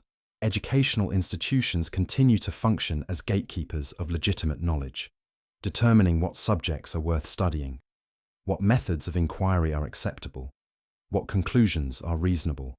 Professional incentives still reward conformity and punish dissent. Institutional authorities still claim special expertise that justifies their control over information and interpretation. Most tellingly, many people in our supposedly free and open society exhibit the same psychological patterns that characterized Dark Ages populations. They feel virtuous about accepting established authorities rather than investigating for themselves. They view challenges to institutional expertise as forms of ignorance or irresponsibility. They approach contradictory information with suspicion rather than curiosity. The medieval peasant who never learned to read and trusted his priest for all knowledge about the world might not be so different from the modern citizen who gets all their information from approved sources and trusts experts to interpret reality for them. The mechanisms have evolved, but the fundamental relationship between knowledge and power remains surprisingly similar. This doesn't mean that our current institutions are engaged in conscious conspiracies to suppress truth, or that modern authorities are deliberately recreating medieval conditions. The processes involved are far more subtle and complex than simple conspiracy theories suggest. But it does mean that the techniques of intellectual control perfected during the Dark Ages continue to operate in new forms, that the psychological vulnerabilities they exploited still exist in human nature, and that the institutional incentives that drove their development remain present in modern society. The investigation into the Dark Ages cover-up isn't just an exercise in historical detection. It's a case study in how human consciousness can be shaped, how entire civilizations can be convinced to accept artificial limitations on their intellectual freedom, how the most sophisticated forms of control are often the ones that make submission feel like enlightenment. And it's a reminder that the struggle between knowledge and power, between discovery and control, between human curiosity and institutional authority, is not safely contained in the medieval past. It's an ongoing dynamic that continues to shape our world in ways that are often invisible to those living within it. The darkness we've been investigating isn't just about what happened during those mysterious centuries of European history. It's about the eternal human tendency to mistake managed ignorance for natural limitation, to confuse institutional narrative with objective truth, to accept that the most important questions are precisely the ones we're not supposed to ask. As we continue to drift through this labyrinth of controlled memory and manufactured consent, we begin to understand that the real cover-up extends far beyond any single historical period. It's the ongoing process by which powerful institutions shape human understanding, control the boundaries of acceptable thought, and ensure that each generation accepts the limitations imposed by those who came before. The monks copying manuscripts in their candlelit scriptoriums were just one link in a chain that stretches from the ancient world to our own time. The techniques have evolved, the mechanisms have become more sophisticated, but the fundamental project continues: the management of human consciousness through the careful control of information education and the frameworks we use to make sense of reality. And perhaps the most important lesson from the Dark Ages isn't about what happened then, but about what's happening now. The same forces that once convinced an entire civilization to accept intellectual darkness as natural and inevitable are still operating in our world, still shaping our understanding, still determining what we're allowed to know about our own past, present, and possibilities for the future. The investigation continues, the questions deepen, and the realization grows that we may be living within our own carefully constructed information environment, one so sophisticated that we mistake its boundaries for the natural limits of human knowledge itself. The light we need to navigate this darkness isn't just historical truth about medieval Europe. It's the intellectual courage to recognize that our own understanding of reality may be just as carefully managed, just as systematically limited as that of the people we study from the safety of our supposedly enlightened distance. The Dark Ages aren't behind us. They're all around us, invisible and pervasive, maintained not through crude suppression, but through the elegant management of consciousness itself. And breaking free requires more than just uncovering hidden facts. It requires recognizing that the very frameworks we use to process those facts may themselves be products of the same forces that once turned the light of human reason into the darkness of institutional control. The most disturbing revelation about the Dark Ages system becomes apparent when we examine how it created what we might call intellectual archaeology. Layers of controlled understanding so deep and so carefully constructed that even today, centuries after the supposed end of medieval ignorance, we're still excavating through manufactured interpretations to reach authentic historical bedrock. Consider how this worked in practice. When the Church needed to explain the obvious sophistication of certain Roman ruins that dotted the European landscape, they couldn't simply deny their existence. Instead, they developed elaborate explanations that fit their narrative framework. These weren't the products of human engineering and mathematics. They were either divine interventions, the work of giants from biblical times, or mysterious accomplishments of a fallen world that had lost its connection to God. This approach allowed medieval Europeans to acknowledge impressive ancient achievements while maintaining their belief that they lived in a degraded age requiring church guidance. The ruins became proof of decline rather than evidence of continuing human capability. They served as monuments to loss rather than inspiration for recovery. But here's what makes this particularly insidious. These interpretive frameworks became so deeply embedded in European consciousness that they persisted long after the Church's direct political control had weakened. Even when Renaissance scholars began studying classical texts directly, they approached them through intellectual habits formed during centuries of theological interpretation. The result was a kind of layered blindness. People could see the evidence of past achievement, but they couldn't process it accurately because their mental frameworks had been shaped by institutions that had every reason to minimize human capability and maximize dependence on spiritual authority.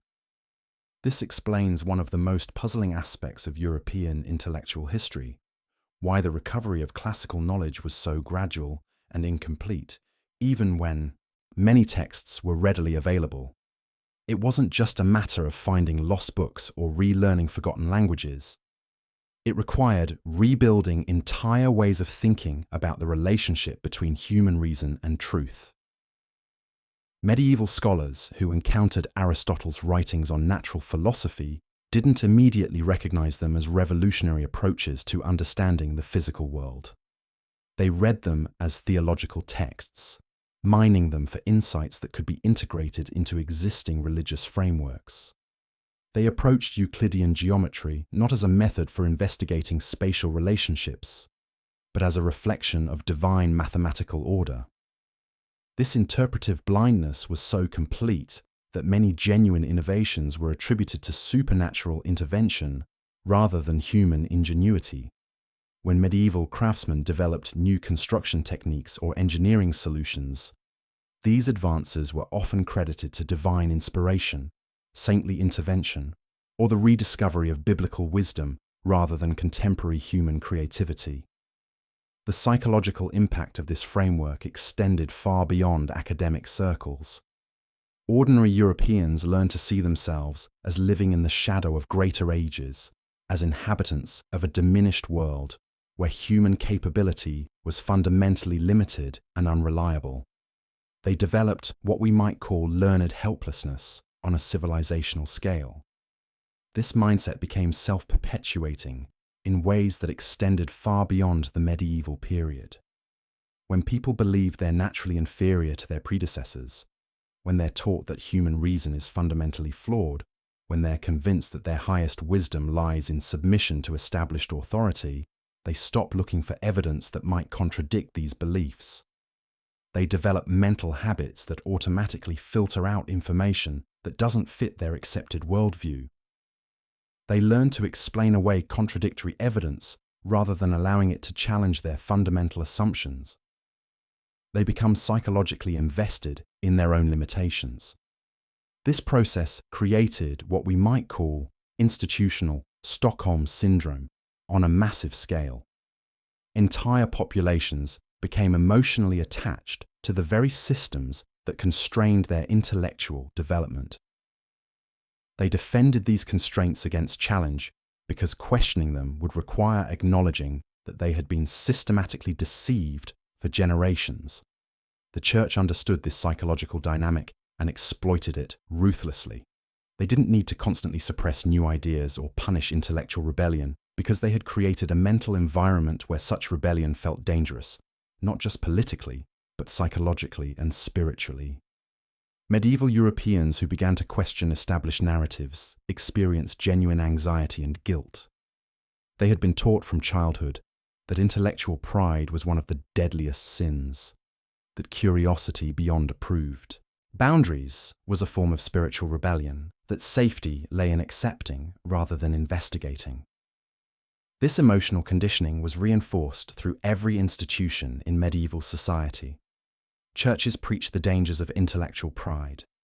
Schools taught the virtue of intellectual submission. Legal systems punished those who challenged established authorities. Social structures rewarded conformity and marginalized dissent. The result was a civilization that was simultaneously highly organized and profoundly constrained. Medieval Europe developed sophisticated administrative systems, impressive architectural achievements, and complex theological frameworks. But all of this development occurred within boundaries established by institutions that had every reason to prevent genuine intellectual freedom. It's a pattern that should make us deeply uncomfortable about our own intellectual environment. The same psychological mechanisms that made medieval thought control so effective are still present in human nature. The same institutional incentives that drove the Church's information management still operate in modern organizations. The techniques have evolved and become more sophisticated, but the fundamental dynamics remain surprisingly consistent. Modern populations can be just as susceptible to learned helplessness, just as willing to accept institutional authority over independent investigation, just as prone to defending the systems that limit their intellectual freedom.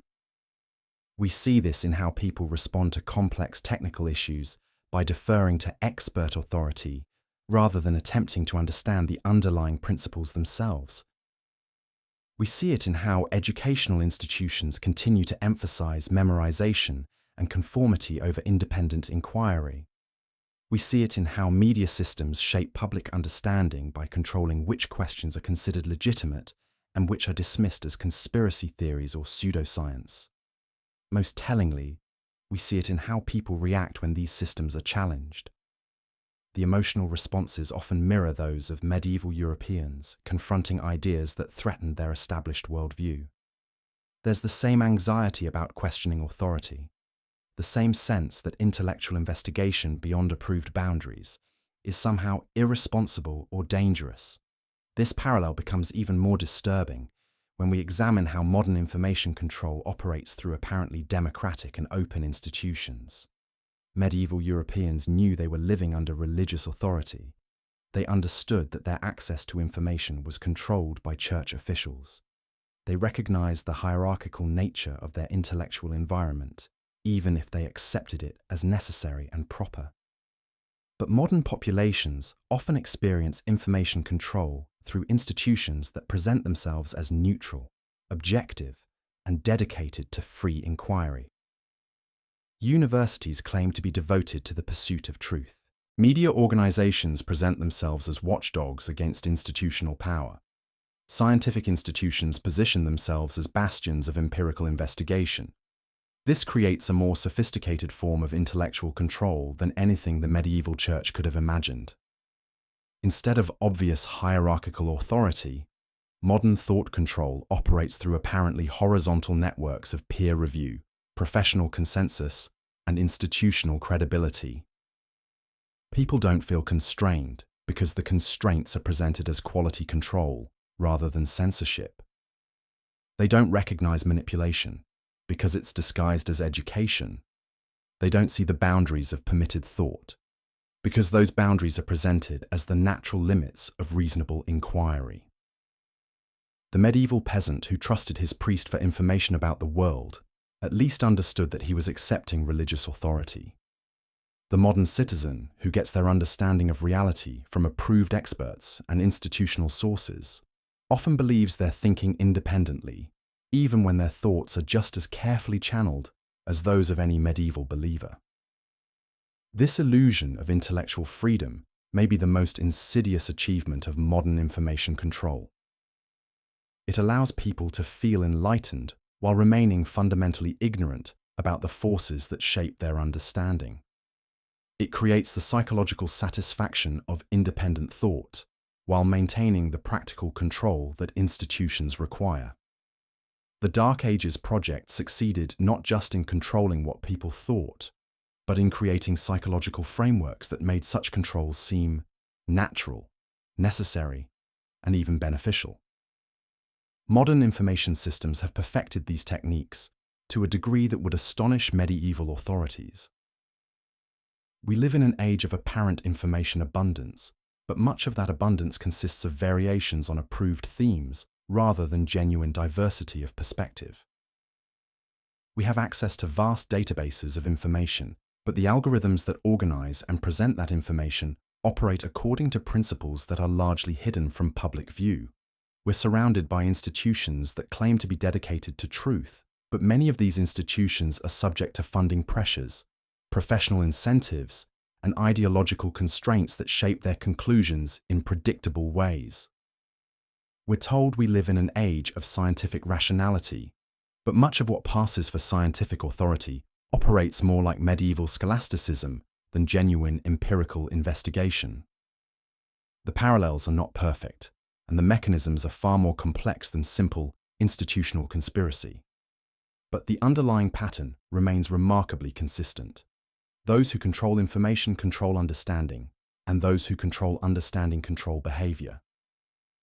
The Church's management of European intellectual life during the Dark Ages provides a template for recognizing similar processes in our own time. It shows us how entire populations can be convinced to accept artificial limitations on their intellectual freedom, how institutional authority can be maintained through the careful management of information and education, how psychological conditioning can make people complicit in their own intellectual subjugation. Most importantly, it demonstrates that the most effective forms of control are often the ones that make constraint feel like liberation, that transform intellectual limitations into moral virtues, that convince people they're thinking freely while carefully channeling their thoughts in predetermined directions. The investigation into the Dark Ages cover-up reveals something far more significant than the suppression of medieval knowledge. It exposes the eternal techniques by which human consciousness is shaped, managed, and controlled by institutions that benefit from limiting what people can know, think, and imagine about their world. These techniques haven't disappeared with the medieval period. They've been refined, updated, and integrated into modern systems of education, media, and professional authority. They operate through different mechanisms, but they achieve remarkably similar results.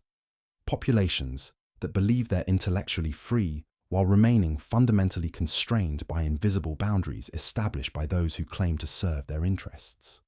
The darkness we've been investigating isn't safely contained in the distant past. It's a living force that continues to operate in our own, supposedly enlightened age, shaping our understanding of reality through methods so sophisticated that we often mistake them for enlightenment itself.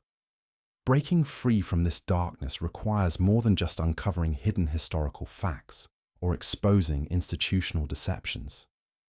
It requires developing the intellectual courage to question our own most fundamental assumptions about knowledge, authority, and truth. It requires recognizing that the frameworks we use to understand reality may themselves be products of the same forces that once convinced an entire civilization to accept intellectual submission as wisdom. The monks in their scriptoriums thought they were preserving truth while they systematically obscured it. The church authorities believed they were protecting souls while they imprisoned minds. The modern institutions that continue similar practices probably tell themselves equivalent stories about the necessity of their guidance and control. But from our perspective, drifting through the space between accepted narratives and hidden possibilities, we can begin to see these justifications for what they really are, the eternal excuses that power offers for limiting human intellectual freedom. The real question isn't just what happened during the Dark Ages. The real question is what's happening now, in our own time, as other institutions work to shape our understanding of reality, control the boundaries of acceptable inquiry, and ensure that each generation accepts the limitations established by those who came before. The investigation continues, the questions multiply, and the realization grows that we may be living within our own carefully constructed information environment, one so sophisticated and invisible that we mistake its boundaries for the natural limits of human understanding itself. As we drift deeper into this maze of managed consciousness and manufactured consent, we begin to understand that the most important knowledge may be precisely what we're being taught not to seek. The most crucial questions may be the ones we're not supposed to ask. The most dangerous truths may be the ones that reveal how our own understanding has been shaped by forces we're not meant to recognize. The Dark Ages continue, not as a historical period, but as a state of mind. And escaping that state requires more than just learning hidden facts about the past. It requires recognizing that our present understanding of reality may be just as carefully constructed, just as systematically limited, as that of the people we study from the comfortable distance of our supposed intellectual superiority. The light we need isn't just historical truth about medieval Europe. It's the courage to examine our own intellectual assumptions, to question our own authorities, to recognize that the most sophisticated forms of darkness are often the ones that disguise themselves as illumination. The story deepens, the investigation continues, and the understanding grows that breaking free from the Dark Ages isn't about uncovering the past. It's about awakening to the present reality of how human consciousness continues to be shaped, managed, and controlled by institutions that have perfected the very techniques that once turned the light of human reason into centuries of manufactured ignorance. We stand at the threshold of recognizing that the greatest cover-up in history may not be behind us at all. It may be all around us, operating through methods so refined and invisible that we participate in our own intellectual limitation while believing ourselves to be free. The sophisticated nature of this intellectual control system becomes even more apparent when we examine how it created what we might call manufactured consensus, a process so subtle and comprehensive that even today we accept many of its conclusions without recognizing their artificial origins. Picture this. A medieval monk sits in his scriptorium, copying a text about ancient Roman engineering. As he works, he encounters a passage describing construction techniques that seem impossibly advanced for what he's been taught about human capability. But rather than questioning his assumptions, he makes a small editorial decision. He adds a marginal note, suggesting these achievements were accomplished through divine intervention or angelic assistance. The next monk who copies, this text includes the marginal note in the main body of his version. The monk after that elaborates on the divine explanation, adding theological context that makes the supernatural interpretation seem more plausible. Within a few generations of copying, a straightforward technical description has been transformed into a miracle story that reinforces rather than challenges the established narrative about human limitations. This wasn't conscious deception. Each monk genuinely believed he was clarifying and improving the text. But their individual editorial decisions, guided by shared assumptions about what was possible and proper, systematically distorted the historical record in ways that served institutional interests. Multiply this process across thousands of texts, hundreds of scriptoriums, and centuries of copying, and you begin to understand how an entire civilization's understanding of its own past could be subtly but fundamentally altered. The changes weren't dramatic enough to seem suspicious to those making them, but their cumulative effect was to create a version of history that bore little resemblance to the original sources. This process of gradual textual evolution helps explain one of the most puzzling aspects of Dark Ages historiography, why so many medieval documents seem authentic when examined individually, but create an implausibly coherent narrative when viewed collectively. Each text may have genuine historical roots, but the story they tell together has been shaped by centuries of unconscious editorial pressure. The Church didn't need to fabricate history from nothing. They just needed to guide the natural process of textual transmission, ensuring that each generation of scribes understood what kinds of interpretations were acceptable and what kinds were problematic. Over time, this gentle but persistent pressure transformed a complex and contradictory historical record into a simplified narrative that supported institutional authority. But perhaps the most ingenious aspect of this system was how it created its own validation mechanisms. As the edited versions of texts became standard, they began to reference and confirm each other. A miracle story added to one manuscript would be cited as evidence in another. A theological interpretation inserted into a historical account would be treated as established fact in subsequent works. This created what appeared to be independent confirmation of supernatural explanations for natural phenomena, of theological interpretations of historical events, of institutional narratives about the necessity of church guidance. But the apparent independence was illusory. All of these sources had been shaped by the same editorial pressures operating through the same institutional networks.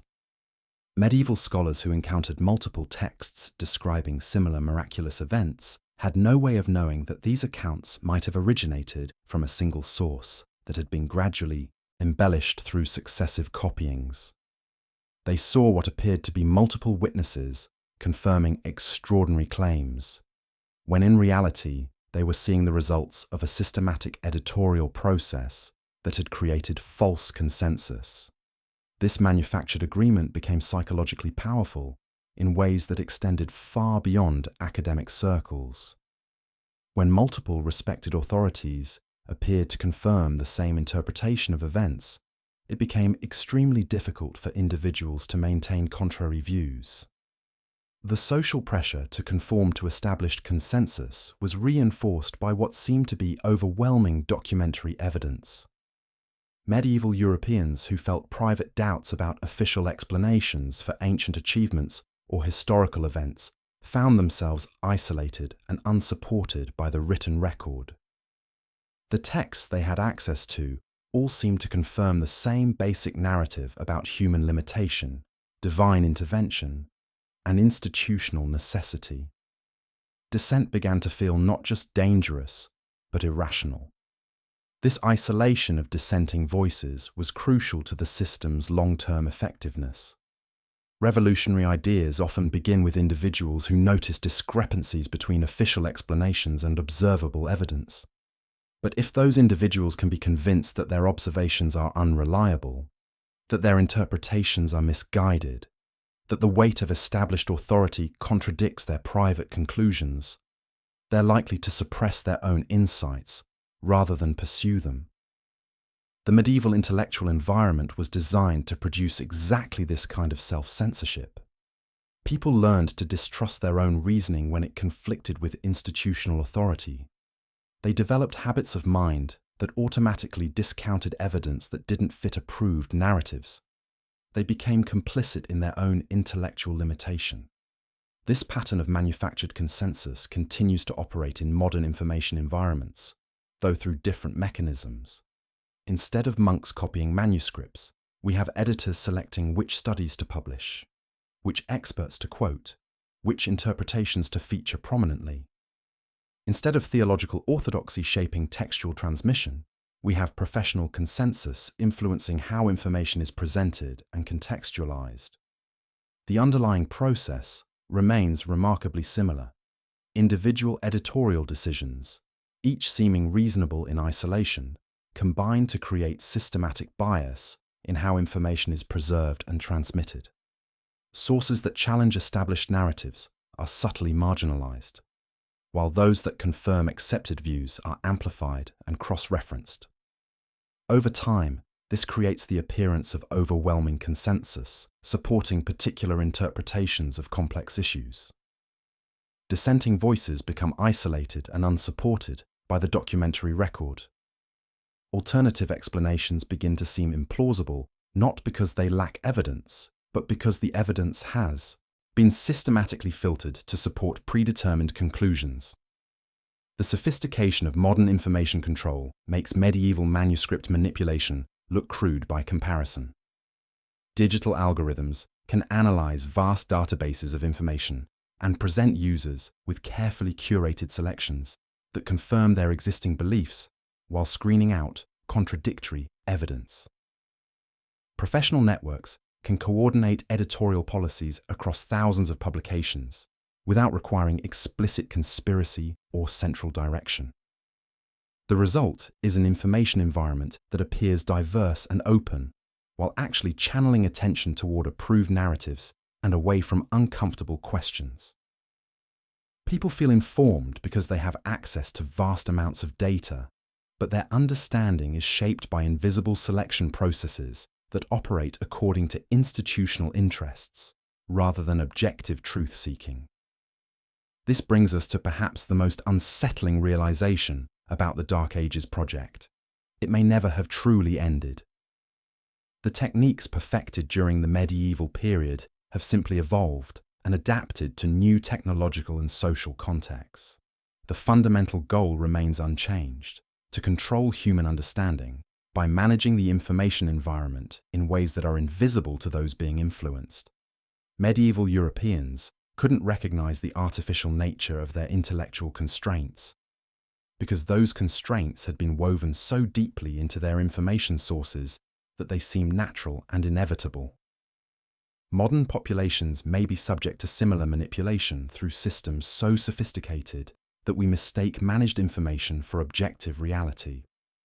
The parallels become even more disturbing when we examine how both systems create psychological investment in their own perpetuation. Medieval scholars defended the intellectual frameworks that constrained them because questioning those frameworks would have required acknowledging that their entire worldview was built on artificial foundations. Modern experts and institutions often display similar psychological patterns. They resist evidence that challenges their professional assumptions, not necessarily out of conscious deception, but because accepting such evidence would require admitting that their expertise might be fundamentally flawed, that their training might have been systematically biased, that their career success might be based on perpetuating rather than discovering truth. This creates self-reinforcing systems where those with the greatest access to information are also those with the greatest psychological investment in interpreting that information according to established patterns. The very people who should be most capable of recognizing systematic bias become its most effective perpetrators. The church authorities who managed medieval information control probably told themselves similar stories to those we hear from modern institutional leaders, that they were protecting people from dangerous misinformation, that their guidance was necessary for social stability, that unrestricted access to information would lead to chaos and confusion. These justifications may have been sincere, but they also served clear institutional interests. By positioning themselves as the necessary mediators between complex truth and public understanding, these authorities ensured their own continued relevance and power. The more dangerous they claimed independent thinking to be, the more essential their guidance became. Modern information gatekeepers operate according to remarkably similar logic. They present themselves as protectors against misinformation, as necessary filters preventing the spread of harmful ideas, as essential guides helping people navigate complex issues they couldn't understand independently. But these protective functions also serve to maintain institutional authority and control. The more complex and dangerous independent investigation is portrayed as being, the more necessary expert mediation becomes. The more unreliable individual judgment is claimed to be, the more essential institutional guidance appears. This creates a psychological trap that extends far beyond any particular historical period or institutional context. Human beings naturally seek guidance when facing complex or uncertain situations. But when that guidance comes from sources that benefit from maintaining dependence rather than promoting independence, the help becomes a form of hindrance disguised as assistance. The Dark Ages represent perhaps history's most successful example of this psychological trap operating on a civilizational scale. An entire population was convinced that their intellectual dependence was actually a form of wisdom, that their submission to authority was a moral virtue, that their ignorance of alternatives was a sign of spiritual purity. The system worked so well that even today, centuries after its supposed dissolution, we continue to accept many of its fundamental assumptions about the relationship between knowledge and authority, between individual judgment and institutional expertise, between the dangers of independent thinking and the safety of guided interpretation. We tell ourselves that we live in an age of intellectual freedom, that we have access to all available information, that our understanding is based on objective investigation rather than institutional bias. But the techniques that created and maintained the Dark Ages continue to operate in forms so sophisticated that we often mistake them for enlightenment itself. The investigation into this historical cover-up reveals something far more significant than the suppression of medieval knowledge. It exposes the eternal methods by which human consciousness is shaped, managed, and controlled by institutions that present their limitations as protections, their bias as objectivity, their control as guidance. Understanding these methods doesn't require accepting conspiracy theories or assuming malicious intent on the part of modern institutions. It simply requires recognizing that the same psychological and social dynamics that made medieval thought control so effective continue to operate in contemporary information environments. The monks in their scriptoriums weren't evil conspirators. They were sincere believers who genuinely thought they were preserving and improving the truth. The church authorities who managed medieval intellectual life probably believed they were protecting souls and maintaining social order.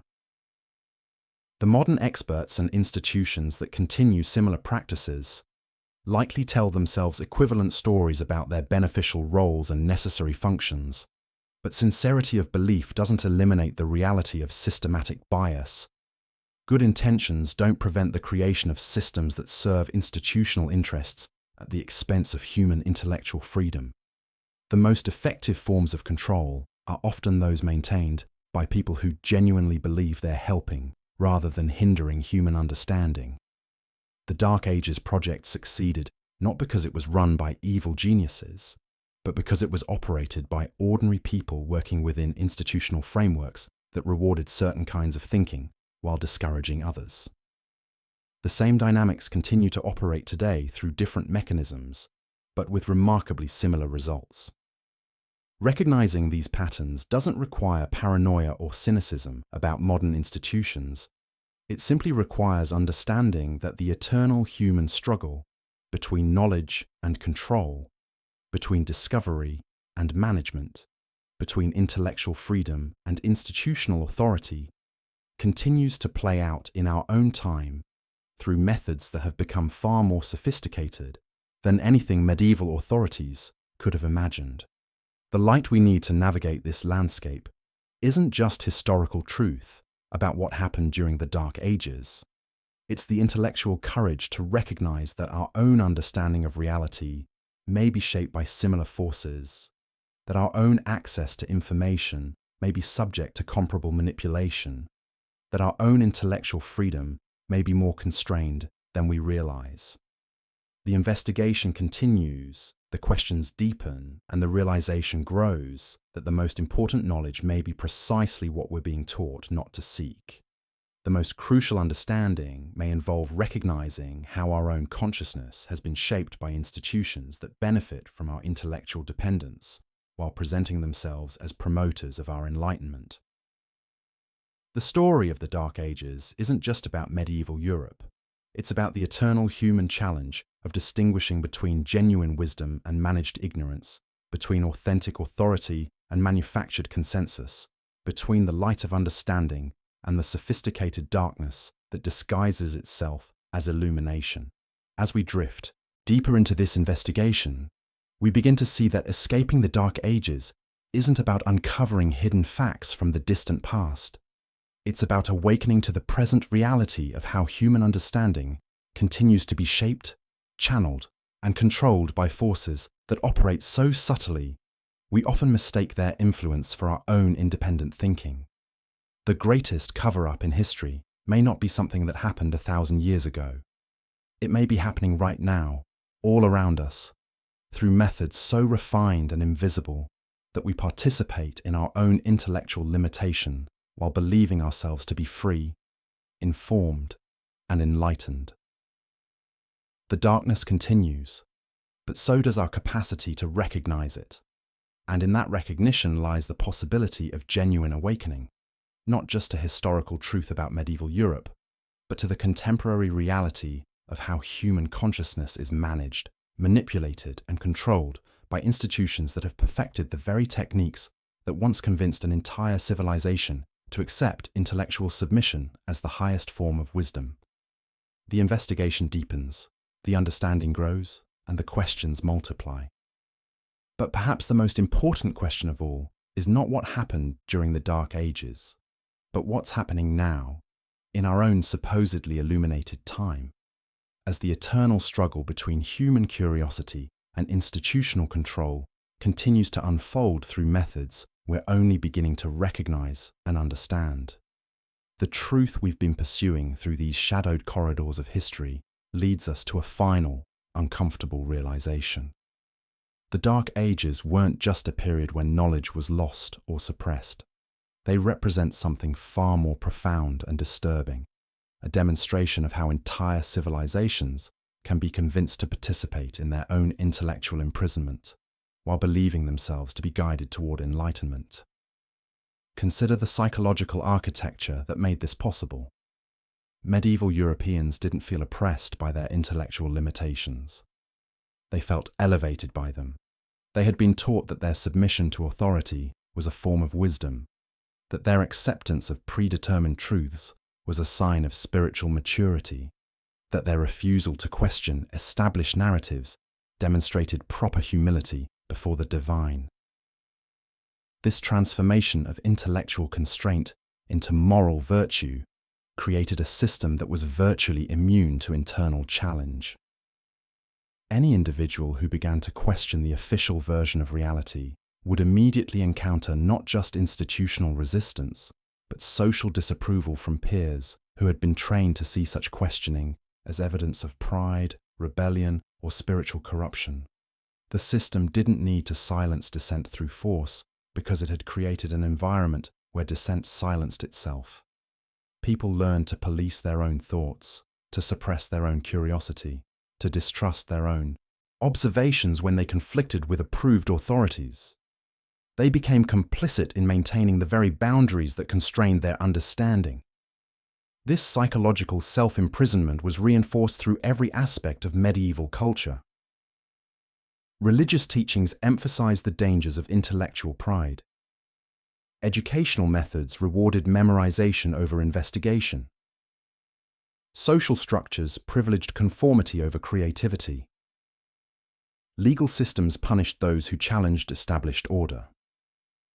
The result was a civilization that could achieve remarkable sophistication within predetermined boundaries, while remaining blind to possibilities that lay beyond those boundaries. Medieval Europeans could build magnificent cathedrals, develop complex administrative systems, and engage in sophisticated theological debates. But they couldn't recognize that their entire framework for understanding reality had been artificially constructed to serve institutional interests rather than human knowledge. This blindness wasn't accidental. It was the product of centuries of careful conditioning that shaped not just what people thought, but how they thought about thinking itself. The Church had succeeded in transforming intellectual investigation from a celebrated virtue into a suspected vice, curiosity from a divine gift into a dangerous temptation, independent reasoning from a mark of wisdom into a sign of arrogance. As we reach the end of our investigation, we must confront the most unsettling question of all. How can we be certain that similar processes aren't operating in our own time? How do we know that our own understanding of reality isn't subject to comparable manipulation? How can we distinguish between genuine enlightenment and sophisticated forms of managed ignorance? The techniques perfected during the Dark Ages haven't disappeared from human society. They've evolved, adapted, and integrated into modern systems of education, media, and institutional authority. The fundamental principles remain unchanged: control the information environment, shape the frameworks of thought, transform intellectual limitations into moral virtues, create psychological investment in predetermined conclusions. Modern populations exhibit many of the same psychological patterns that characterize Dark Ages Europeans. We defer to expert authority rather than investigating complex issues ourselves. We feel virtuous about accepting institutional guidance rather than thinking independently. We view challenges to established narratives with suspicion rather than curiosity. We approach contradictory evidence as problems to be explained away rather than opportunities for deeper understanding. The mechanisms have become more sophisticated, but the underlying dynamics remain remarkably consistent. Those who control information control perception, and those who control perception control behavior. The most effective forms of control are often the ones that make constraint feel like liberation, that transform intellectual submission into moral virtue, that convince people they're thinking freely while carefully channeling their thoughts in predetermined directions.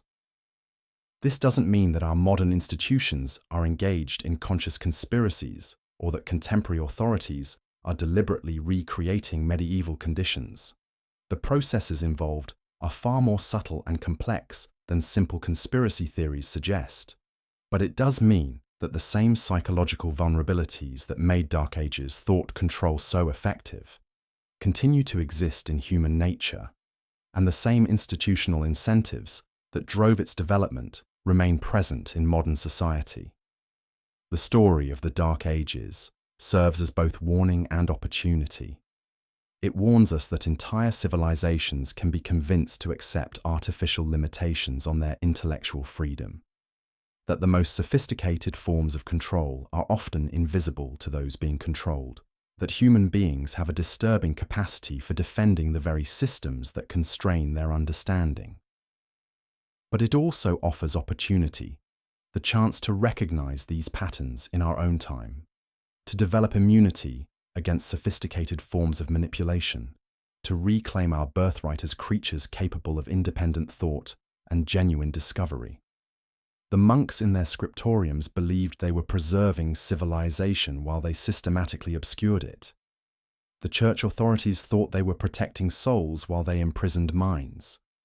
The modern institutions that continue similar practices probably tell themselves equivalent stories about the necessity of their guidance and the dangers of unrestricted inquiry.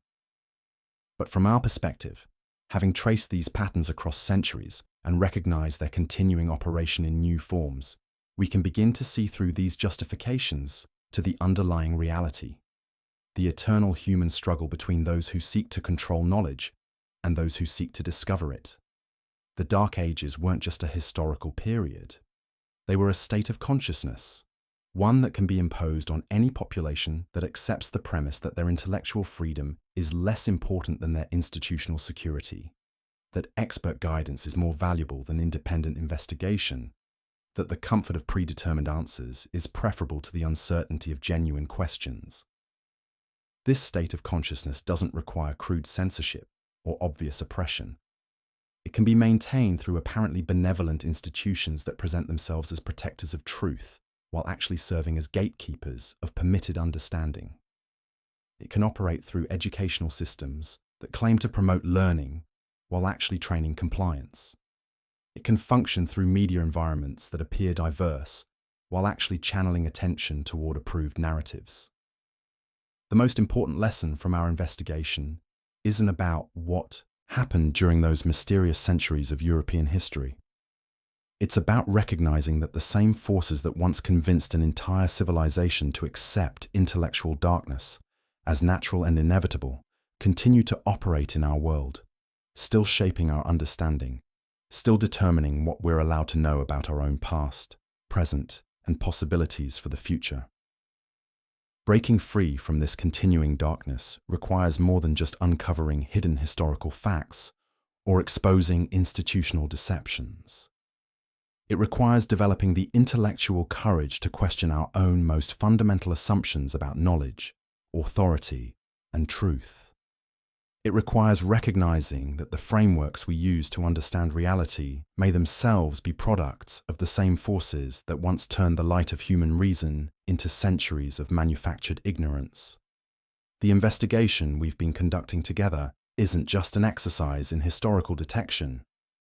It's a training ground for the kind of thinking that can pierce through sophisticated forms of contemporary manipulation.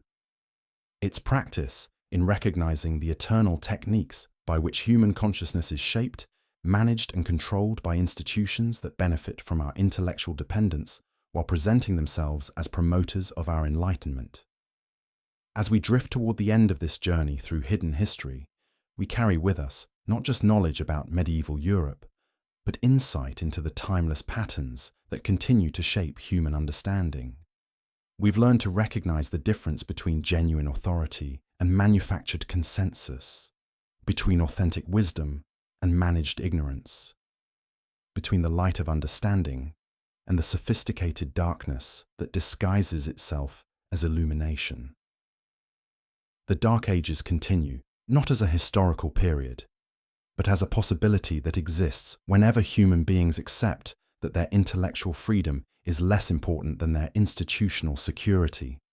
But they also end whenever individuals choose to think for themselves, to question established narratives, to seek truth beyond the boundaries established by those who claim to serve their interests.